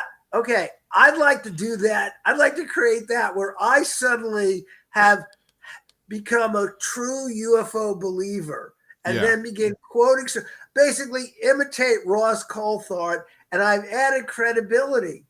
Right. Okay. So what I'm getting at is let's say I began making more money. At some point, I would go, I don't know, I can't keep this up. In other words, if I decided to switch streams in a dishonest way, not like the honest way that Stephen Greenstreet, I switch things and I begin showing fuzzy videos, and I say I have sources because I'm a credible journalist. You call for people to be drugged behind Humvees for lying to the American people. The whole point is I would create the aura of a credible journalist who doesn't engage in invective, kind of like a serious, like the way Richard Dolan still appears to be credible to some because of his mild manner and his academic manner of speaking and so on. Right. So if I turned around and just became a UFO, God, boy, could I make money? I'd make sources, and I would. Well, the question would be, though, Art, is, yes, you said at some point that you'd be like, okay, this is enough. But let's say it sold 100 more or 200 more thousand copies of the book that you've already written. Yeah. Like, by the way, I've pulled up the link, and I shared the link to your book, Mental Health Inc. in the chat. So, but if it moved another 200,000 copies of that book, would you have to then would any part of you have to go, you know what, Art? Maybe just stick to this. It's too good. That's the whole point is I didn't get into this field. Many people very qualified in the field make a lot of money. I do not make a lot of money in the field of now freelance writing. I've been a staff writer at U.S. News and World Report. I've been, contributing editor to the Washington Monthly, been on the staff. I've worked at alternative newspapers, but I'm mostly a freelance writer. Here's the thing is I didn't enter the field of journalism motivated by a desire to make money. lots of money. Right. The world of print journalism that I entered, even when I began entering it, in the 70s, was not, a place to make loads of money. Right. That is, and as an investigative reporter and also a feature writer, writes empathetically about people often going through struggles, as well as writing about entertainers, comedians, and musicians. It was never it. I wish I was better about the money than I am, but that's the whole point. Is I could not carry out. I could carry it out for like 2 months. Yeah. There used to be these left-wing groups. I forgot their names. I think there's a European group, and they would do these massive media stunts where they would pretend to be some corporate organization and make crazy, outrageous claims and then use it to expose capitalism. So I could see myself for like 2 to 3 months playing a role, but at a certain point, even if my income is boosted, I would not be able to live with myself. Well, I'm already troubled enough in terms of my sleep. But see, I think there are people like you and I where at least for me, I did make some pretty decent money in 1 year, and there were parts of me where like, oh my God, I could do this full time. You would know better than I. Now you had an honest switch, and your income and revenue fell. Yeah. Was there a point at which you knew the facts were different than you had been promoting and propagandizing? Oh yeah. How long was the time frame, and what was your internal thinking of? It was. I better keep this thing going. Well, okay, so it wasn't a keep the thing going. I knew going into the interview before we asked Elizondo about his sock puppets that was going to be a question that pissed off my audience. I knew it was going to hit me financially, but I was like, I don't care at this point. I want to ask the question. It was the response to that plus the reaction that I got from people within the community to me after that moment. And then after I did the Big Phone Home 3, I was like, okay, now I know what this community is about. It took me, I'd say, 4 months from that question to ending the show, basically being like, okay, like, yeah, this is this. But here's what I want to understand, and maybe some of your audience does too. When you asked the sock puppet type question, you were being questioning of his ethics and certain elements of his character in asking about that, but you were not yet viewing the narrative as false and based on, not 100%. That question for me anyway was hinged on a lot of what I was going to think going forward, because in my opinion, there was only one good answer to that question, and it was no. Or there's actually two good answers. Or you be honest and you're like, yeah, it was me. I'm sorry. I said some stupid stuff and I own up to that. But sometimes I get emotional, and I opened the sock puppet account and let the emotions get the best of me. If I had gotten either one of those two questions, I still think I might be on the, okay, I'm holding on hope train. And so what was his answer as best you could account? Well, I'm sure you've seen it. The answer was when he used an analogy comparing my co-host's mother to a hooker. And it was a very strange answer, it was the worst answer that you could possibly give to a question like that. And once the answer was given and we had like 24 hours to digest exactly what happened, it was then where I was like, oh, everything this guy says he is the hero. I'll never lie. The pinned tweets, the commandments of Lou Elizondo, all of those things immediately melted away. And I was like, oh, this guy all of the things that I've been hearing for the last 2.5 years from McGowan and Greenstreet and Greenwald and Alejandro Rojas and all sort of production companies, all sorts of people that have had interactions with him, I'm like, they were right. Like, they were right. He is a liar. This guy is full of shit. He can't answer simple questions that then compares, my co-host's mother to a prostitute. That's not the way you answer a simple question like that. So it made me immediately. What I love. Here's the thing is, again, these are all, I'm keep saying this because these are all allegations that I think the evidence is pretty overwhelming. He never was the paid director of a UFO multi-million-dollar program, but he did pursue his interest in it. But what is remarkable is throughout all this time, he has not got, and I love it when people like Jay Anderson, by the way, of Project Unity, who's generally believers, going, I don't think I can believe Elizondo anymore. He's been more and more openly critical as I'm reading his takes on it. And he has a large audience. He's almost there. He's coming around, as I say. Right. I don't think he's ever going to give up. No, I don't think so either. Well, I think him seeing orbs is what's convinced him. His experience is his evidence, and I think even that, as we've discussed here in the last month or so, that's a mistake. Like, you can't just trust your experiences, because sometimes you're misinterpreting things. In all this time, not he, but others, it might have been him, have asked in almost innocence, why hasn't Lou come forward to Congress? Why hasn't he come forward and tells us what he knows about the UFOs? And I feel like adding, and why hasn't he ever submitted to an actual deposition with a knowledgeable attorney? You could go over all that.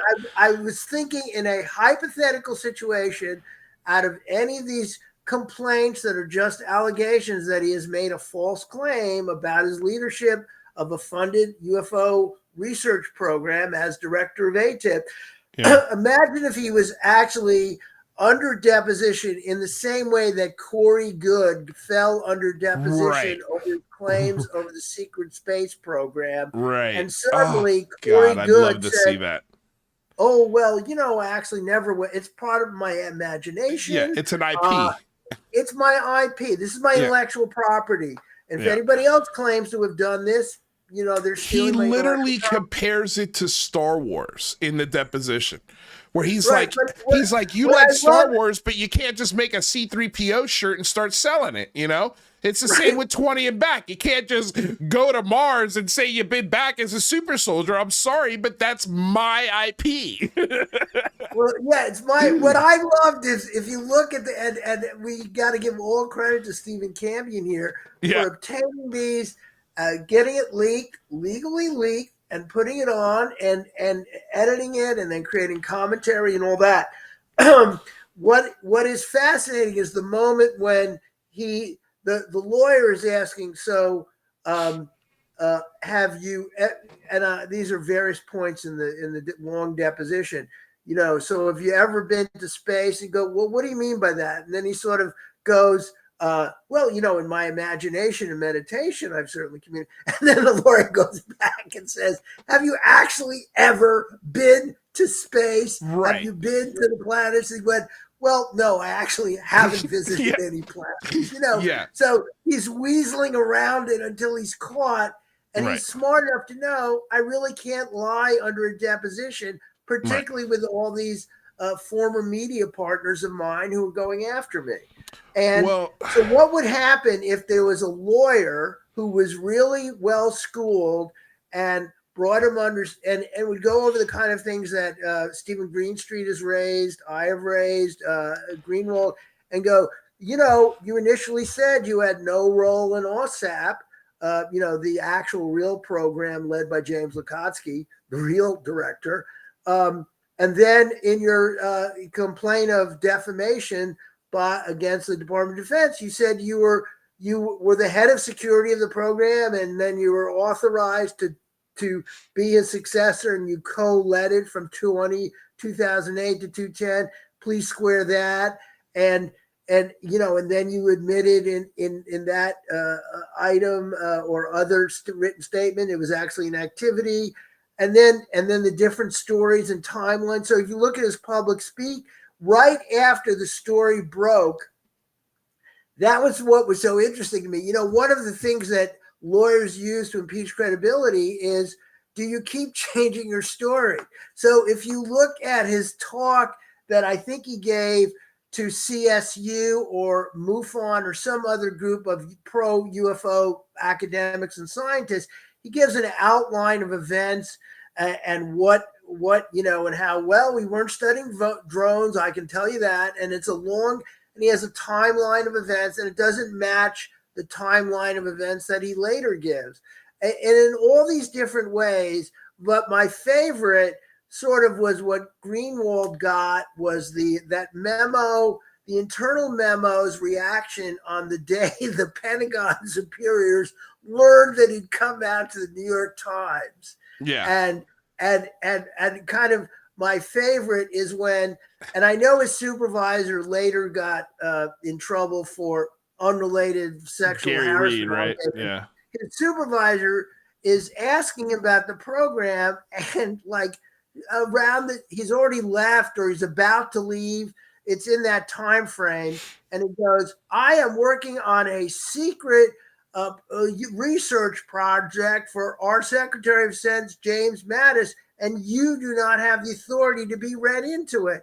And then he dryly notes, I went up the chain with those of you knowledgeable, and this appears not to be true. In other words, the notion that you would have the chutzpah to tell your immediate boss that for several years you have been working secretly directly for the Secretary of Defense on this important UFO research project, but your boss, who definitely does have, unlimited classified clearance, is not allowed to be read into it. I mean, it's so mind-boggling. And then he gave other reasons to other people. So, part of it is the compulsivity about simply not being able to stick to one story. I'd say, though, he's been consistent on one point, which I give him credit for to a certain degree.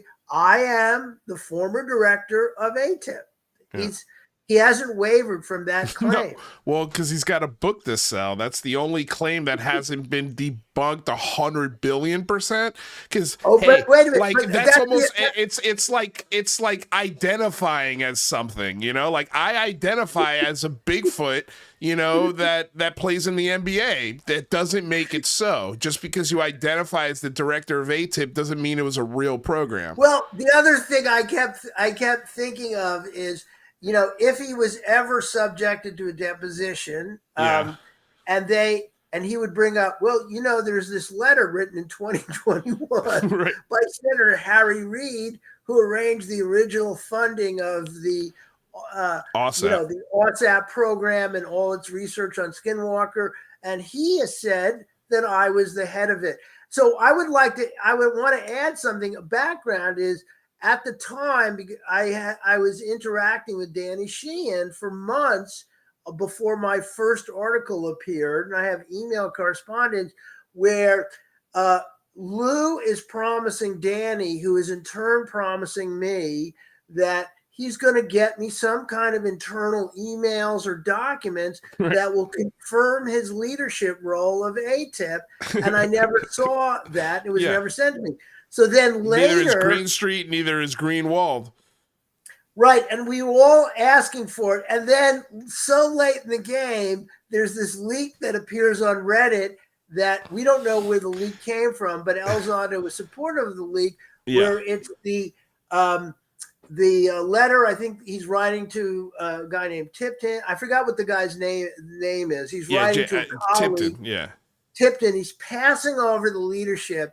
And this is I call it in my article a jerry rigged, chain of evidence, written chain of proof, where he creates this story about about this big program and how he's spoken to the front office and he's passing it off to him and we're going to meet together about it again soon. And the guy writes back, thank you very much, but what is this? Yeah.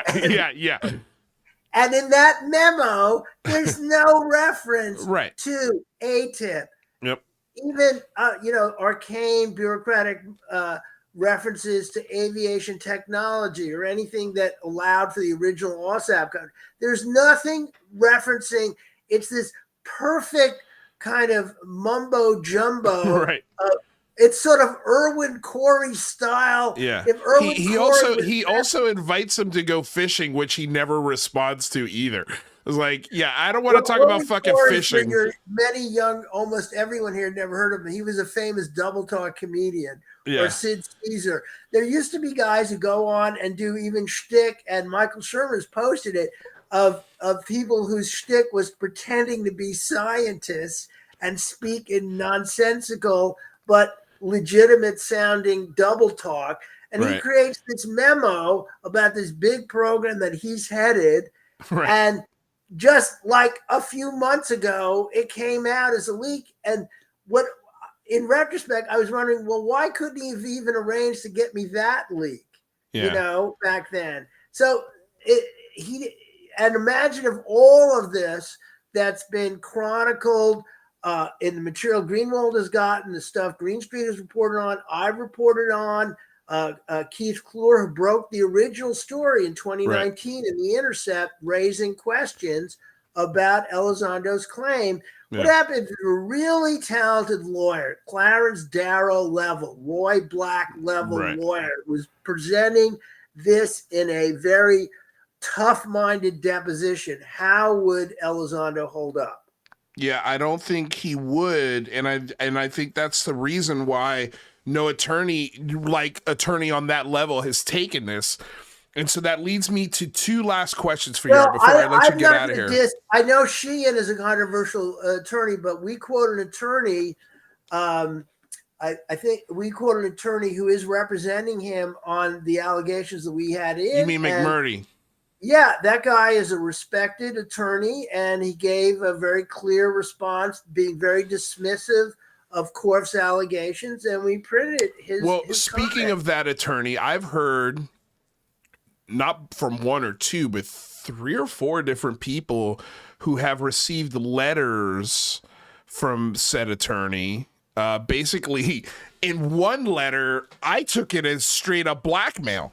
It sounded like he was like, you better do this. And if you don't do this, which was basically a public apology and a retraction of what they said.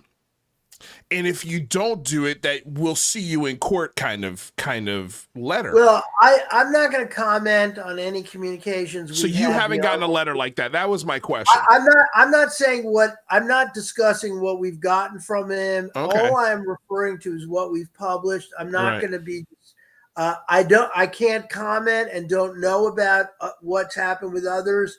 And I'm not discussing anything related to any communications we may or may not have gotten from him. What I have done is quote from one letter that he wrote, and he made his points about, his dismissiveness of the SEC complaint was, this is some guy making it up, and, you shouldn't base a false story on, some guy making up a charge that he sends into an agency. And we quoted him saying that. So I have nothing to disparage him about, that's my view. Okay. Well, no, I was curious because in the last week, I've heard it from a few different very credible people. I was like, oh, that's interesting. You got a letter, because they're asking me if I got a letter because I've been very vocal about Lou Elizondo and the things that he's done to me on this channel. And I've showed everybody what I experienced at his behest, I guess. And so I guess the last question here, and then I'll let you go, Art. Whistleblowers. You mentioned, the style or the caliber of attorney that we should be seeing with the claims and the sort of No. bona fide- When I mentioned the caliber of attorney, I was Yeah. creating a hypothetical. Imagine an unbelievably skilled cross-examiner along the Right, lines of Roy but Black, what who is across the table and right cross-examining Elizondo, but the reason here, I'm just piggybacking that, and I'm asking you, why don't we see those caliber of attorneys and legal team representing Lou Elizondo, like on the side of Elizondo? All I'm getting at is that isn't the question. I think the question is, why aren't we seeing from the self-proclaimed whistleblowers the caliber of evidence? So I'm not going to disparage any attorney in terms of their legal. No, I'm not saying about disparaging a term, but I'm making a greater point of, if the caliber of information that you were coming out with was as important as they claim it is, they should have a legal team ready to go, ready to fight the federal government on the hell that is about to be unleashed on them, like any other whistleblower in the history of the United States. Right, but here's what I want to focus on: the whistleblowers, their information, and not their attorneys. So here's the issue: is in the history of whistleblowing, and Stephen Campion has done some good work on this in terms of a series he did about 14 military quote whistleblowers all of whose claims were either directly disproven or never provided evidence. Is whistleblowers, and I as a journalist have worked with real whistleblowers, both on the record, on background. What they do, real whistleblowers who go public and give as much information as they can that's public and not classified.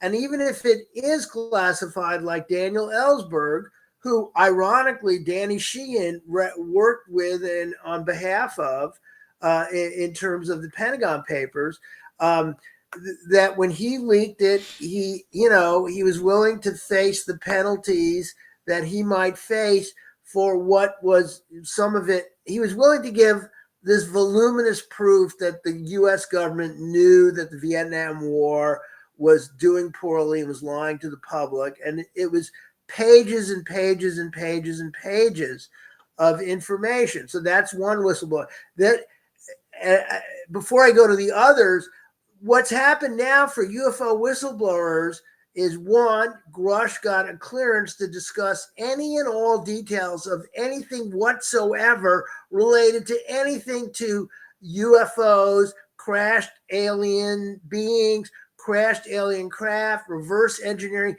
everything under that broad rubric that he's mentioned in public. He is totally free to give every single detail publicly. That is the level of clearance he has. On top of that, the NDAAs that have been passed, the National Defense Authorization Act, have built in newer and ever expanding protections of whistleblowers.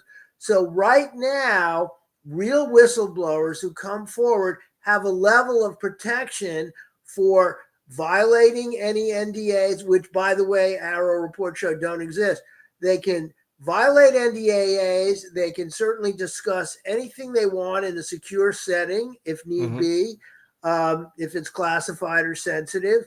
And they're sort of guaranteed no retaliation. So they have a level of protection that never happened with Edward Snowden or Reality Winner or others, who some went to prison and others, fled the country like Snowden. But the point about all those whistleblowers is they gave, in many cases, they were originally anonymous. They gave evidence, chapter and verse to real journalists. So you compare what Glenn Greenwald and his, even though I don't like necessarily the term Glenn has taken recent years, when he and The Guardian won the Pulitzer based on the material they got from Snowden, it was chapter and verse about all the details of the wars and that's my point. Like, if these UFO whistleblowers that are public were coming out with chapter and verse information on the projects that they're implying about, they would have a legal team, they would have a PR team, they would have a gaggle of people that you would have to go through to get any sort of interview or contact with, because they are going to be so well protected and insulated from the onslaught of trouble, legal trouble that's going to be thrown at them. And that's why I don't call these guys whistleblowers, because I they don't either. Yeah. But I want to emphasize, they're not going to face legal trouble. Right, because they're not revealing anything. Yeah, they're not revealing anything. And this is what actually was very enlightening in terms of how the Department of Defense handled both Grush's clearance that Grush got, and the apparent clearance, of course, that the DOPSR review, document, whatever the acronym stands for, about the pre-publication review, right, or pre-testimony review that Elizondo has gotten for his forthcoming book. What is that? They have a very clear point of view. You can't reveal anything that's very sensitive or classified. Right. Other than that, you can say anything that you want. And in Susan Goff's statement to me in my second article about the credibility of the witnesses falling apart, and that came out in September of last year, she made a clear statement that, it is not the job of, words to the effect, it's not the job of the Department of Defense to police the truth or determine the truth or falsehood of any statement, as long as whatever they're saying is not classified or sensitive. And she broke down the different classifications of sensitivity and classification, and the different categories, and none of the Grush comments fell there. And I'm assuming anything that's going to be in this book, none of them will be either.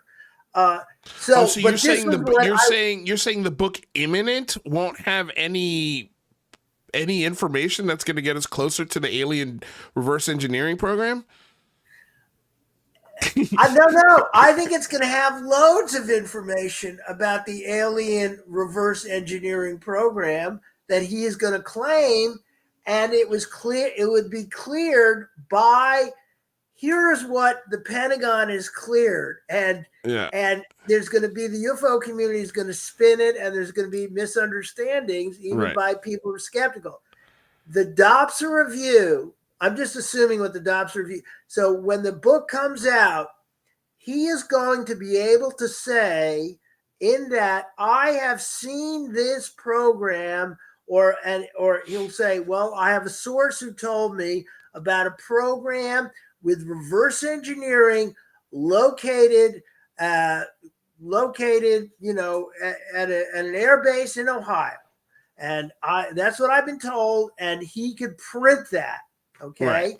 And he can also print, when I led the ATIP program, and, when I reviewed the budget programs and we did our research, here's more of what I found out. In addition to those videos that are absolute proof, he will say, of the UFOs and aliens visiting us, the 3 Navy videos he essentially got under false pretenses and somehow got in the hands of Chris Mellon, then into the New York Times, but he will be able to say, I headed ATIP, I was the director of it for nearly 10 years. Here's what I've learned about alien craft engineering. And he'll be able to say whatever he wants, because none of it is classified or sensitive. Right. That's what people are going to have to understand. So I think in some ways, because he is a credible speaker, you're going to have, when his book comes out, and people like Green Street and myself, or John Greenwald or others, or Jason Colavito or Mick West go, hey, wait a minute, this isn't true. That doesn't matter. Right. Truth and falsity is not determined by the Department of Defense. So that's where the importance of what Korf is trying to do with his complaints is significant. He is trying to hold accountable through law, whether it's going to be litigation or hopefully, from his point of view, he hopes it will lead to prosecution that will address the issue of truth and falsity. So I expect that the book comes out in August. He will be able to go on any television show and say, I was the former director of ATIP. And, the press spokesperson will say, well, no, we never had any assigned responsibilities and we don't think it's true, but it's not preventing him from saying it. Right. Yeah. No, yeah, it's a mess. It's a fucking mess. I guess we're just going to have to sit here and let these guys say whatever the hell they want and then have the post conversations and have to dissect every single thing they say. By the time we figure it out, it's 5, 6, 7, 10 months, a year down the road, and nobody cares anymore. The book deal's done and the movie's being made. Right, and they'll go on to other things. On the other hand, if there's a single attorney in any government agencies that's received these complaints, or any law enforcement agency, any attorney general, let's say anyone in SEC, anyone, a detective in Scotland, if there's just one person in any of these government agencies that have received these formal complaints, and he also has a unified complaint across a wide range of alleged wrongdoing and fabrications. That's to what's known as the Council of Inspectors General. So all the inspector generals of all the federal agencies all have a unified report about wrongdoing and false claims in the government-funded UFO programs that were mostly supernatural pursuits, and other issues. So all it takes is one detective, one attorney in something to go, well, this seems like this is a lie. And here's the statute that says, hey, you can't lie if you're seeking investor money, or you can't lie if a publicly held company is raking in money from customers with your false claim. That hasn't. On the area of charities, as I said earlier, that has been tested in court and been shown to hold up in terms of a nonprofit where their leadership made false claims about their actual accomplishments and career. And that's been held accountable. But so far, for nearly 80 years, no matter how many myths and lies and hoaxes have existed, or misunderstandings ballyhooed as proof of aliens, not a single individual in nearly 80 years has ever been held accountable for one word of it. Not once. All right, so we've got a really big sample size of nobody's going to get in trouble and anybody can say whatever the fuck they want. All right, UFOs. Yeah, except if anyone in these government agencies that are getting all these complaints actually takes action. Well, that would be nice, but I think it'll have to be, God forbid, a lawmaker gets hurt because of this. But I think if a lawmaker does get hurt because of this, I bet you'll see an investigation launched then. Could be. And anyway, Art. He also has ethics complaints, by the way, filed against Burchett and others. Well, yeah, that would. Well, I guess you could. Don't expect any action on ethics complaints. Yeah. That's house-controlled. There's a lot bigger fish to fry on ethics complaints than Tim Burchett. That's for sure. Art Levine, thank you. It's always a blast talking to you. Real quick, have you been getting some sun here lately? No, I have one of those ring lights on me. But it looks like you got some sun. Well, that's good. So, this is my public present. Unfortunately, unlike Zoom, I can't blur my background. Yeah. So, there's a lot of work going on in the back. That's okay. That's okay. I put your Washington Spectator article over half the background, so I got you covered, buddy. Okay, great. Yeah. Well, thank you very much for having me on. No sweat. Art, thank you. I appreciate you coming on, Bow. We'll see you soon, and I'll email you that stuff we talked about on the phone. Okay, great. Thank All you. right. See you soon. Okay. Okay, bye. Bye. All right, you guys. That was Art Levine. That was Art Levine, the great Art Levine. Of course, when you got Art on the show, you're going to go over. That's just natural. Naturally, that's going to happen. But he's a wealth of information. And I know this Karl Korff thing is a real sticking point for some people.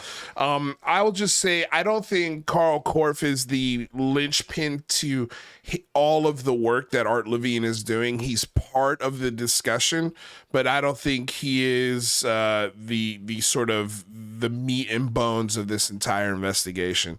It goes so much farther beyond Karl Korff for me, or Green Street, or Greenwald, or the community as a whole. Like, there's so much fuckery going on.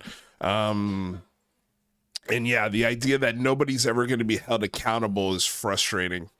And I think it's a window, it's an opportunity of where people could just take advantage of stuff. You know, it's just like this little weird window where people are allowed to take advantage of gullible lawmakers and citizens. I don't know, man. It's weird. It's a weird world of information that we live in. But anyway, you guys, that was the show. I hope you enjoyed it. I had a blast. I always have fun when we have guests on the show, but man, there's a bunch of stuff we didn't even get to yet, so we'll save it for Friday's show. In the next couple weeks, we're going to be having on Chris Bartell. We're going to be having on, I hope, I'll reach out to him and see if we can get him on next week. We'll have our clinical therapist, Andres, on the show, doing a 2 full-hour show on abductions, taking questions. I think that would be a lot of fun. Yeah, we've got a whole bunch of people that are scheduled to come on the show, so guests are slowly coming back into the fold. Before we get out of here, want to say thank you to everybody. Of course, as always, you guys are an amazing audience and fans, and everyone in the chat with the questions, Breeder, Sig, my moderators, everyone who's always here. Thank you guys. You looking for a charity update? I'm also looking for one this week as well. I'm going to be reaching out to those charities again, just to get some more clarity on those things. So be patient. You know, I can only, it's not me. Yeah, it's them. So, you know, I guess, yeah, I'll follow up again. That's all I can say.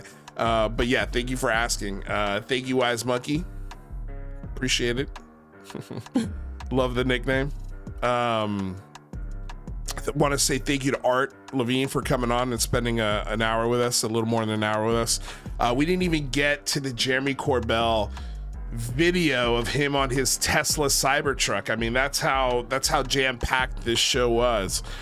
So yeah, we'll do that on Friday. We'll also at some point, maybe this week, we'll do the watch party on the spooky ghost paranormal Tim Gallaudet family experience. That just sounds like fun. So stay tuned for that. Again, ring the bell, that way you're notified anytime we do stuff like that. Don't forget to smack the like, share, subscribe button. All of you guys watching on Twitter, man, we have a big crowd on Twitter. Come over to YouTube, subscribe, like, share the show. It goes a very long way to making sure more people see the show. So with that said, you guys, thank you for embarking on this journey of discovery together. Stay curious, stay skeptical, and thank you for subscribing to Lou Reviews and helping us raise the bar.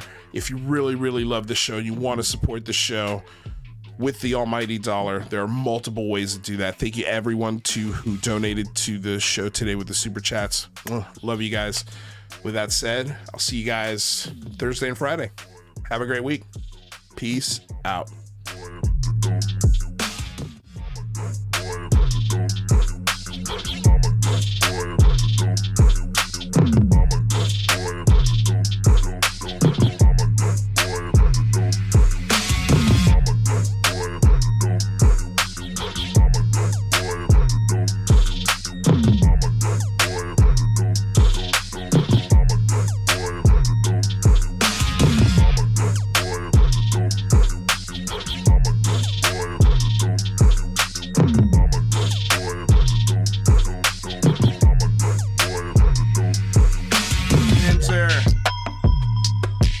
forgot to say thank you so much for joining the YouTube membership. I appreciate it. Thank you. I saw that and I forgot to call it out, so I appreciate it. Thank you, thank you, thank you. All right, guys, have a great week.